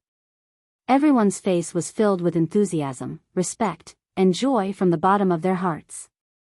It reminded him of when he was young, when the Emperor of Dongqing went out to worship the heavens, and the government runners forced the people to come out to cheer and kneel to welcome the Emperor. When he compared the memory of his youth with the scene in front of him, he could immediately tell which one was real. Before he could recover from his memories, a few yellow sachets were thrown at him in a daze. Looking in the direction of the flying traces, he saw a few pretty girls boldly expressing their love to him. Han Yu blushed. Yang Si happened to disturb him again, and Han Yu got rid of the awkward atmosphere. Han Yu said bluntly, "Do you think you are very young?" If Yang Si was a few years older, he would be old enough to be a grandfather. Men are 31 flowers. Of course, I am young. Although Yang Si's age could be rounded up to 4, he looked like he was in his early 30s just by looking at his appearance. Han Yu glanced at Li Yun, Xiaze, and the other little fresh meats, who had received so many flowers that their hands were sore. He then looked at the old bacon, Yang Si, and smiled without saying a word. Yang Si, ********, it was one thing for Han Yu to crush the two armies, but now that they were on the same side, why was Han Yu still against him? Yang Si had an ominous premonition. Could it be that he wouldn't be able to turn things around in the future? The cheers of the people were like a tsunami. Han Yu looked at her back and tightened his grip on the reins. In a trance, he seemed to see the other party wearing a dragon robe, walking up the stairs step by step. Perhaps she was the final destination. Han Yu smiled faintly. He seemed to be influenced by the enthusiasm of the people around him, and his mood became more and more joyful. Feng Zhen, Feng Jin, and the others had been waiting for a long time. Each of them craned their necks, waiting for the army to appear. He's here, my lord, and the others are back." Seeing the commotion in the crowd from afar, the long-awaited army slowly appeared in sight. The second floor of the streets on both sides of the street was filled with onlookers. Most of them had only heard of Jiang Pengji's name, but they had never seen her in person. No matter how famous she was in the outside world, if they didn't see her with their own eyes, it would be unrealistic. Is the woman leading the army the Duke of Lanting? A certain scholar tried hard to control his manners. He couldn't be like those ordinary people who leaned against the window and stretched half of his body out, but he couldn't help but stretch his neck. After taking a look, he said, "She's indeed not an ordinary woman." Jiang Pengji was wearing the improved clothes for women. She looked crisp and elegant, and she would definitely become a fashion vane in Wanzhou. If she's an ordinary woman, what would Su Bei from Zhe County be? Another scholar said with a smile, "I thought the Duke of Lanting would be a strong and sturdy woman with dark skin like a boar." Looking at her now, it seems that although her appearance isn't stunning, it's not bad either. Many people had heard of Jiang Pengji's deeds. An image of a strong and sturdy man appeared in their minds. Who would have thought that she would be considered a beauty?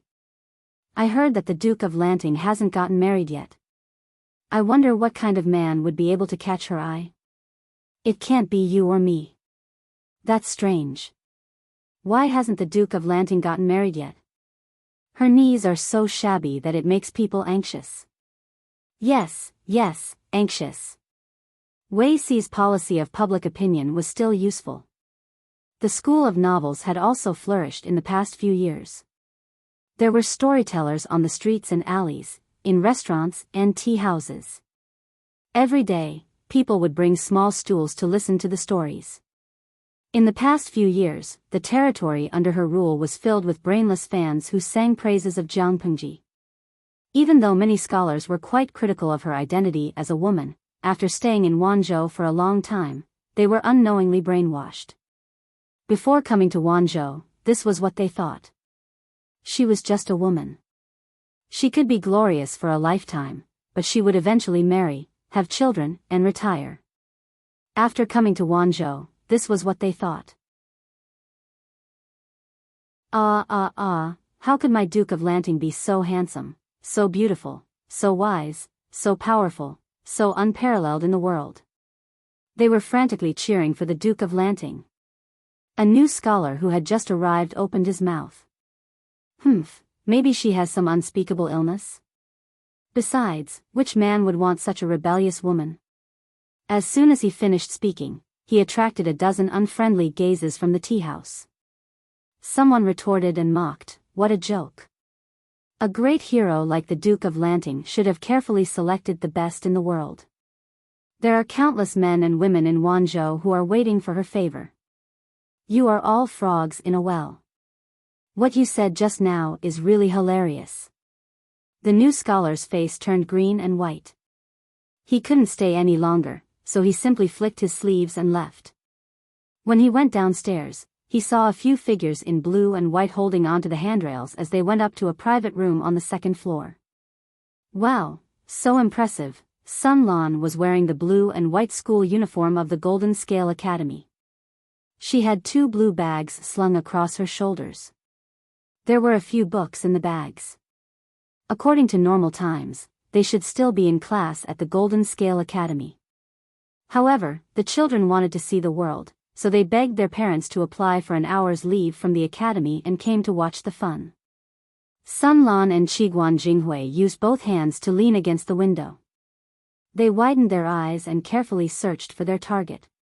"Jinghui, that's Uncle Qiguan." Sun Lan's eyes were bright, and he immediately found his target. Qiguan Jinghui looked in the direction he was pointing, and her eyes suddenly lit up. "Daddy, Daddy," she called out in the direction of the crowd, but the cheers around her were too loud and completely drowned out her voice. Seeing this, Qiguan Jinghui pouted. Sun Lan raised a hand and patted her shoulder. "You'll see Uncle later. Jinghui, don't be disappointed or sad."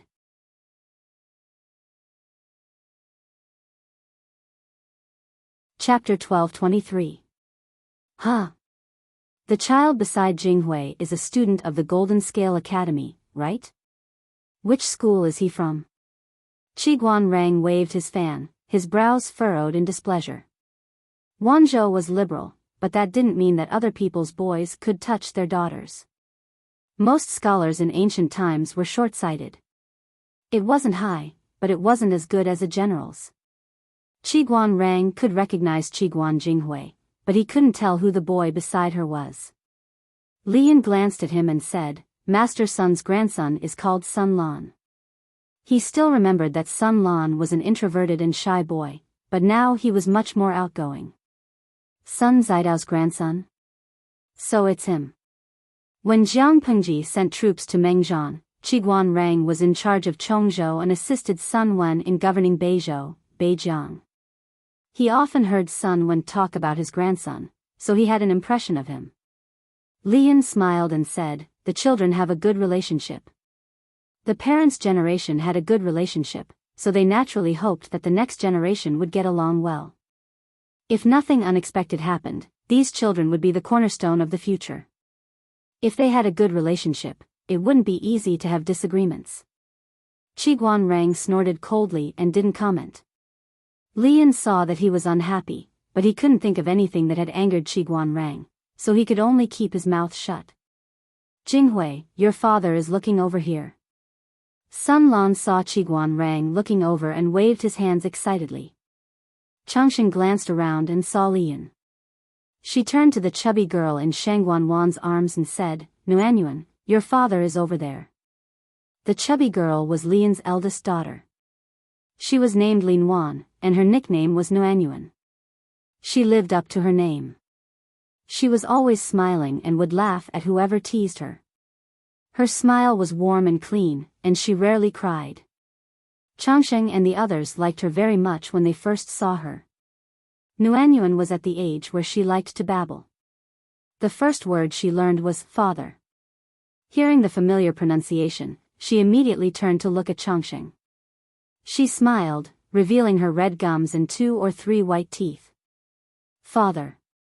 Father, Shangguan Wan tapped the tip of Nuanyuan's nose with her finger and said, Daddy will be able to see it when he comes back. The window isn't high, so it's not safe to approach it. Changsheng's children were not tall, so they would be fine if they leaned against the window. However, it would be different if she carried Nuanyuan close to the window. Nuanyuan did not know what Shangguan Wan was talking about. Instead, she opened her mouth and sucked on Shangguan Wan's fingertip. The atmosphere in the private room was harmonious and relaxed, but the atmosphere outside was still high. Master, Jiang Pengji got off the horse and threw the reins to the soldiers. Feng Jin and Feng Zhen, who had been waiting for a long time, went forward to welcome her. Qing Yuan was also there, but his cheeks were thinner than before, and his chin was sharper. Thank you for your hard work. Jiang Pengji raised her hands and helped them up. It's not hard at all. It's part of my duty to share my lord's burden. It was not a place for them to chat and reminisce about the past. Jiang Pengji returned to the manor and sent people to disperse the people who had gathered together in an orderly manner. Because they were tired from the long journey, Jiang Pengji considerately asked everyone to go back to the manor and rest for a while. The rest of the matters could be discussed the next day. Han Yu and Xia Zhe were both newly surrendered. It was reasonable to say that they had no property in Wanzhou. However, Jiang Pengji had already sent people to bring their families to Wanzhou in advance. The manor and residences had already been prepared. Xia Zhe returned to the manor under the guidance of a servant. From afar, he saw his wife waiting at the gate with her servants. He was very excited. He had been mentally prepared to die on the battlefield and be separated by life and death. He had never thought that there would be a day when they would be reunited again. When a husband and wife met, they naturally had a lot to talk about. Compared to the harmonious and sweet relationship between the husband and wife, the other couple was a little cold. Han Yu and his wife were considered a young couple. They knew each other very well. He could tell at a glance whether his wife treated him sincerely or perfunctorily. Her husband had just escaped from death. Even if she didn't welcome him warmly, she should at least ask about his well-being. However, his wife didn't even bother to put on a show. Thinking about what Wei Ci had said earlier, Han Yu felt very upset. Does my wife resent your husband? Han Yu asked softly. Mrs. Han had a dignified demeanor. There was not a single flaw on her body. She was as perfect as an exquisite porcelain doll. I am more than happy that you have come back safely. Why would I resent you? Mrs. Han smiled and turned around to order the servant girls. She asked the servants to prepare hot water and clean clothes for Han Yu. At the same time, she asked the concubines from the backyard to come out and serve Han Yu. Han Yu didn't take any concubines after his marriage. However, he had 2 servant girls who served him before his marriage. Mrs. Han generously accepted them and even raised their status. Not only did she treat the concubines well, but she also took good care of the sons of the concubines. They were so perfect that there was no fault to be found. Seeing this, Han Yu could only sigh. My wife, why don't we have a talk? Han Yu said. Mrs. Han seemed to be surprised. She asked him in reply, talk about what? Han Yu choked and didn't know how to continue the conversation. He could see that his wife was dissatisfied and even resentful. However, she denied it, so he couldn't force her. Nothing. Master Yuanjing is here now. As his disciple, I should pay him a visit. Mrs. Han smiled. If that's the case, I will help you prepare. It's rude to come empty-handed. Han Yu could only stare at her. When Mrs. Han was about to walk out of the door, he said, although the Duke of Lanting is a woman, she is also an outstanding person. She is no worse than the Duke of Xinjiao. In Han Yu's eyes, Jiang Pengji was certainly no worse than Su Pei, but she still had to say what she had to say. Lang Jun is the head of the family. I am just a woman from the backyard. Why are you telling me this? Mrs. Han maintained a perfect smile on her face, but she was unhappy in her heart. First, she was sent to Wanzhou as a captive. Although he didn't neglect or offend her, it still bothered her and made her feel bad. She thought that Han Yu would rather die than surrender. He might not imitate Qing Sun, but he wouldn't surrender to Lu Shi easily. She didn't expect that Han Yu would surrender to a new master so easily. Moreover, the new master was not close to the gentry but friendly to the poor. Han Yu's surrender to Lu Shi became a joke among the gentry in Zhe County, which made her feel even more ashamed. That feeling turned into resentment, but she buried it deep in her heart and didn't want to talk about it with others. Han Yu really didn't have a good eye. That day, every household was not peaceful. Li Yin went home, hugged his daughter and kissed his wife. He was so happy that he looked like a fool. Before the banquet started, the gatekeeper outside the house announced that a guest had arrived. Who is it? The gatekeeper said, the guest claims to be from the Xia family. Li Yin suddenly remembered who it was and heard a clang. His father, Xia Qian, was so shocked that he dropped his chopsticks on the table. The Xia family? Xia Qian was surprised.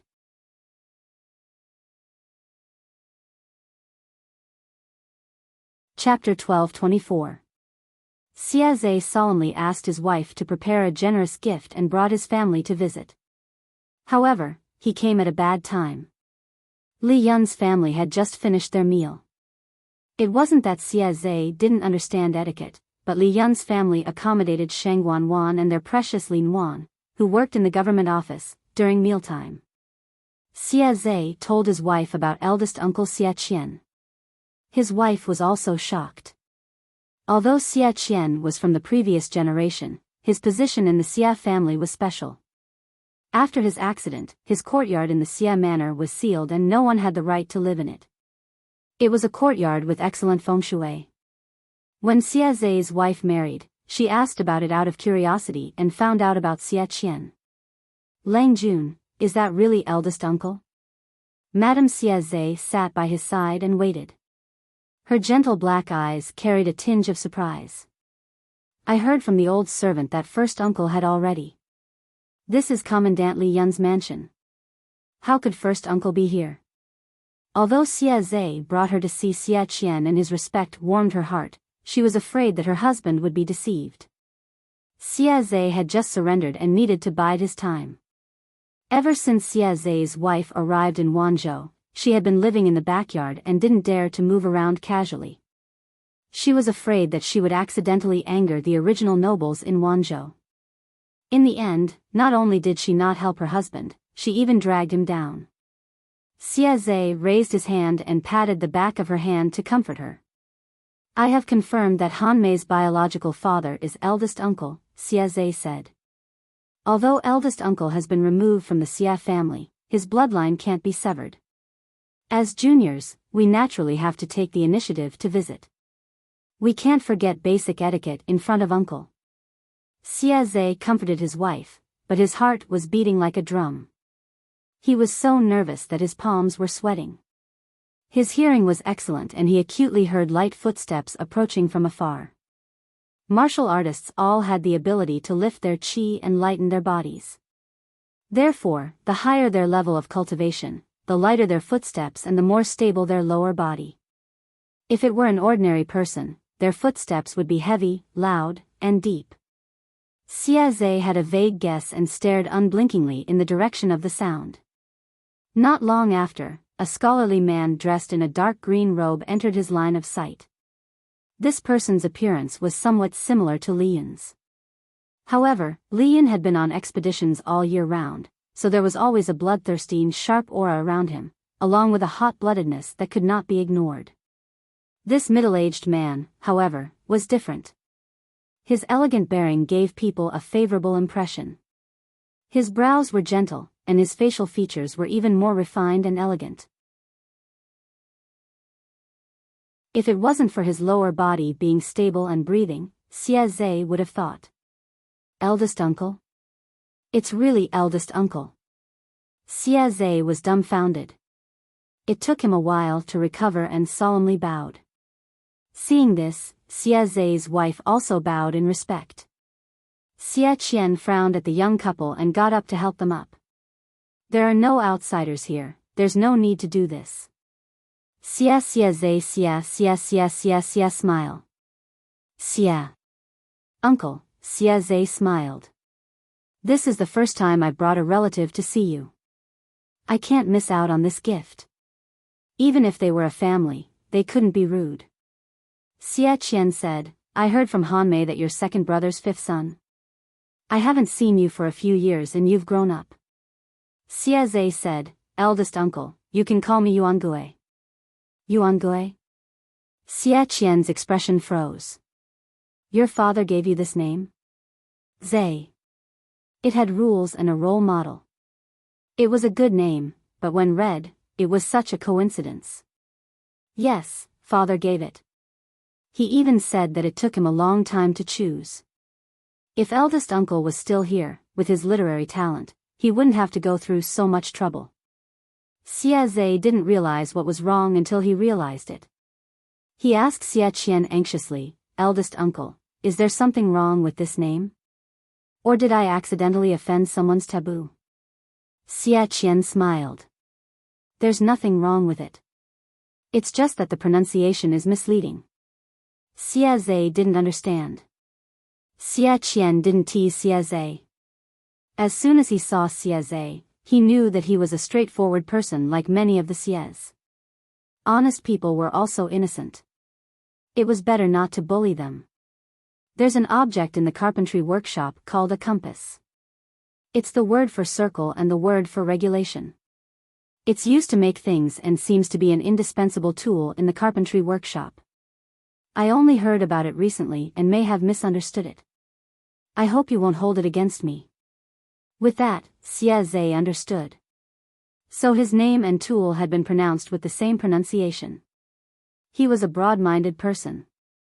There were many people in the world with the same name or character. It wasn't a big deal. Little did he know that Xiaozhe's character had made him the most famous general of this era. Students couldn't memorize famous people in history, but when compass was mentioned, they couldn't help but think of Xiaozhe. Xiaozhe said, if I can make uncle happy, it doesn't matter if I misunderstood. Xia Qian smiled gently at him. As expected of a direct descendant of the Xies, he always liked to play straight and didn't know how to beat around the bush. Although he had given up on returning to the clan, he couldn't remain indifferent when he met the Xies descendants many years later. He asked about his relatives with concern, and Xiaozhe answered them one by one. Before Xia Qian could sigh, a meatball suddenly rolled in from outside. Grandpa, Nuanyuan. Xia Qian, who had a granddaughter complex, was so scared that his voice changed. The servant who was serving Nuanyuan followed behind. Seeing her face down on the ground, she was scared out of her wits. Probably because she had more fat on her body, the fall didn't hurt. Nuanyuan propped herself up with her arms and shook her little head, as if trying to wake herself up. She refused the maid's help and slowly climbed up. Her body swayed like a plump penguin as she moved toward Xia Qian. Xia Qian was already in front of her. She stretched out her arms to hold his legs. After she steadied herself, she stretched out her right hand and opened her little claws. In her palm lay a very, very small pig-head snack that she had squeezed until it was deformed. "Grandpa, eat." Nuanyuan wasn't fluent in speech. She only knew a few words. Although she was young, she had inherited her father's straightforward and generous personality. She loved to share with others. If she thought something was delicious, she liked to leave a portion to share with her mother or grandfather. As for Li Yun, after being away for so long, Nuanyuan, who was only a little over a year old at the time, had no impression of him. Her ability to call him daddy was taught well by her relatives and servants. Li Nuanyuan was good-looking. She looked a little like Li Yun and Sheng Guanwan, but more like her grandmother, Wang Huiyun.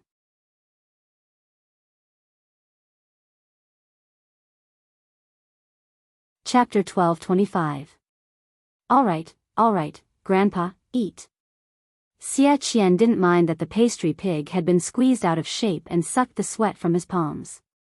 Instead, he ate it with a kind expression. Xia Zhe asked curiously, "Is this cousin's daughter?" The Xia family had always had more males than females, with more males than females. Xia Zhe's generation only had 2 sisters, the rest were just servants. In the Xia family, male children were abundant, while female children were rare. Yes, her name is Lin Wan, her nickname is Nuanyuan. Xia Qian picked up the plump Nuanyuan. She was staring at Xia Zhe with her black grape-like eyes, as if she was wondering when a strange uncle had come to her house. "Nuanyuan, call him uncle." Nuanyuan was a beat slower and mumbled the words, then giggled and buried her head in Xia Qian's neck, as if she was shy. The cute little angel's call was like a sharp sword piercing through Xia Zhe's chest, making his limbs go numb. He was touched by her cuteness. Cousin was indeed cousin, even his daughter was so outstanding. She was indeed a descendant of the Xia family. Oh right, Xia Zhe didn't seem to have given up on the idea of having Li Yun acknowledge his ancestors. He couldn't move Li Yun, so he tried Xia Qian. After all, he was a descendant of the Xia family. How could he change his family name? If he changed his family name, it would be difficult for the Xia family to protect Li Yun in the future. Xia Qian had a change of heart. On the surface, he rejected Xia Zhe's good intentions. It was better to let Li Yun continue to be a Li. Xia Zhe couldn't even deal with Li Yun, let alone Xia Qian's thoughts. It was already good enough that he hadn't been led into a ditch. "Lin Wan, is this your name?" Xia Zhe was surprised. Men often named themselves with a single character, using a double character as a base. Women used a double character, avoiding a single character. Of course, this was only for those who were particular about it. If the common people had a decent name, it would be great. Why would they be afraid of single and double characters?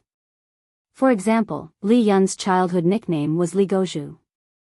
Not just Gozhu, but many people also named him Tai Dan, Sha Dan, Xuanzi, and the like.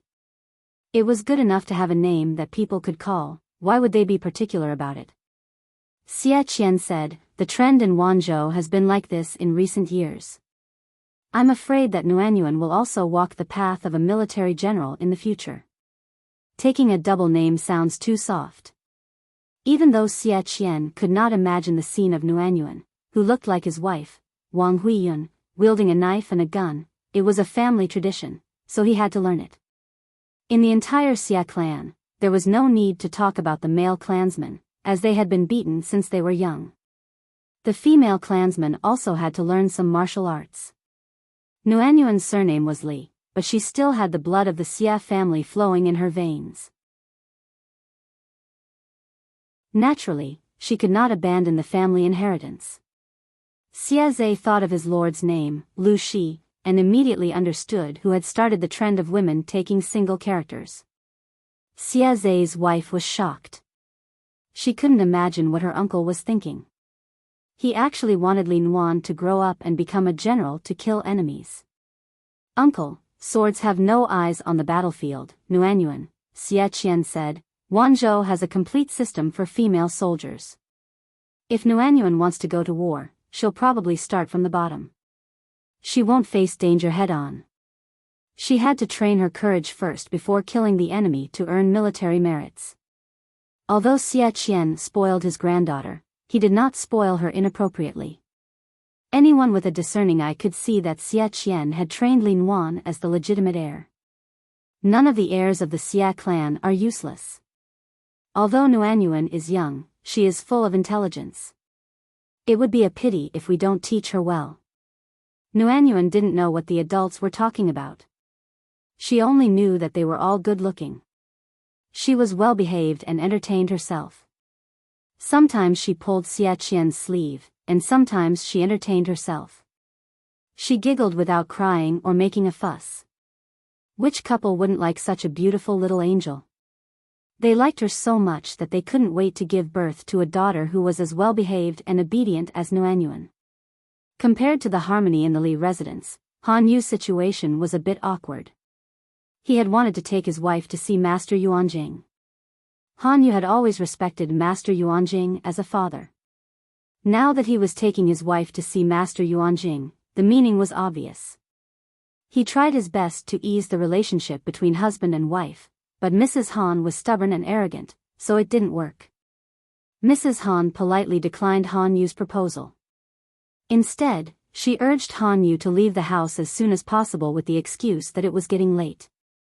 Paying a visit to someone's home was also very particular.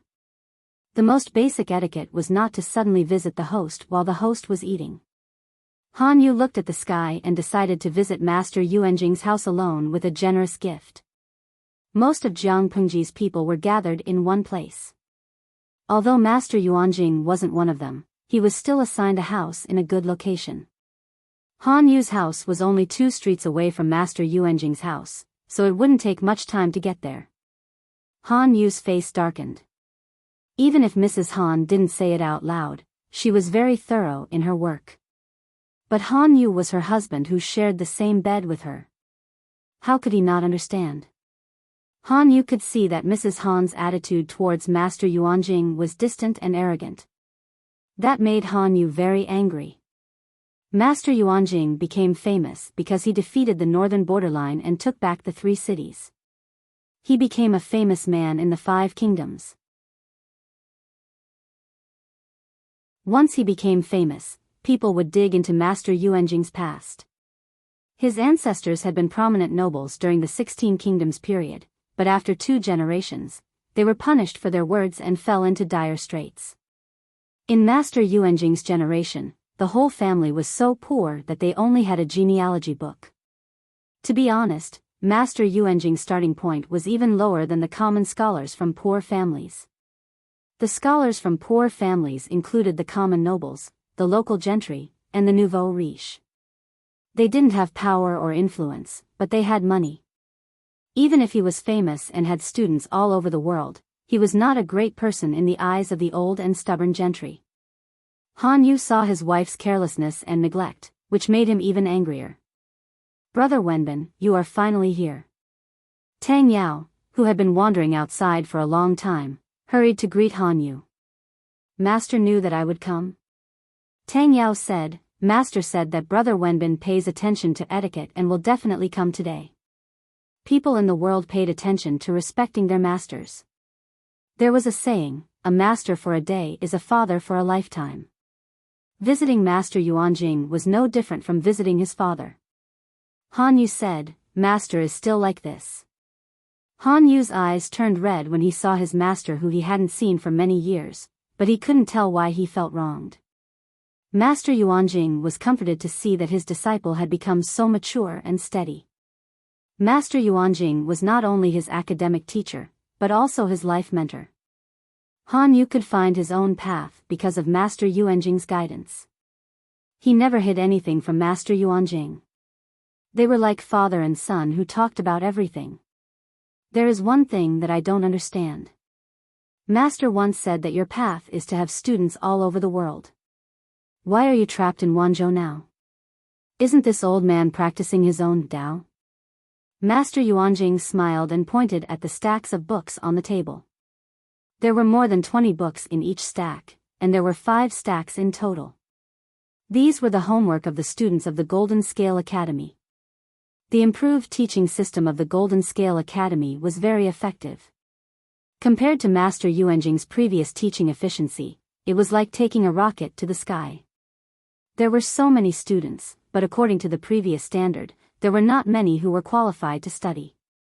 There was only one child prodigy like Feng Yi. You're tuning into the Romantic Tales YouTube channel. Don't forget to subscribe and join us on this journey to catch the most captivating stories.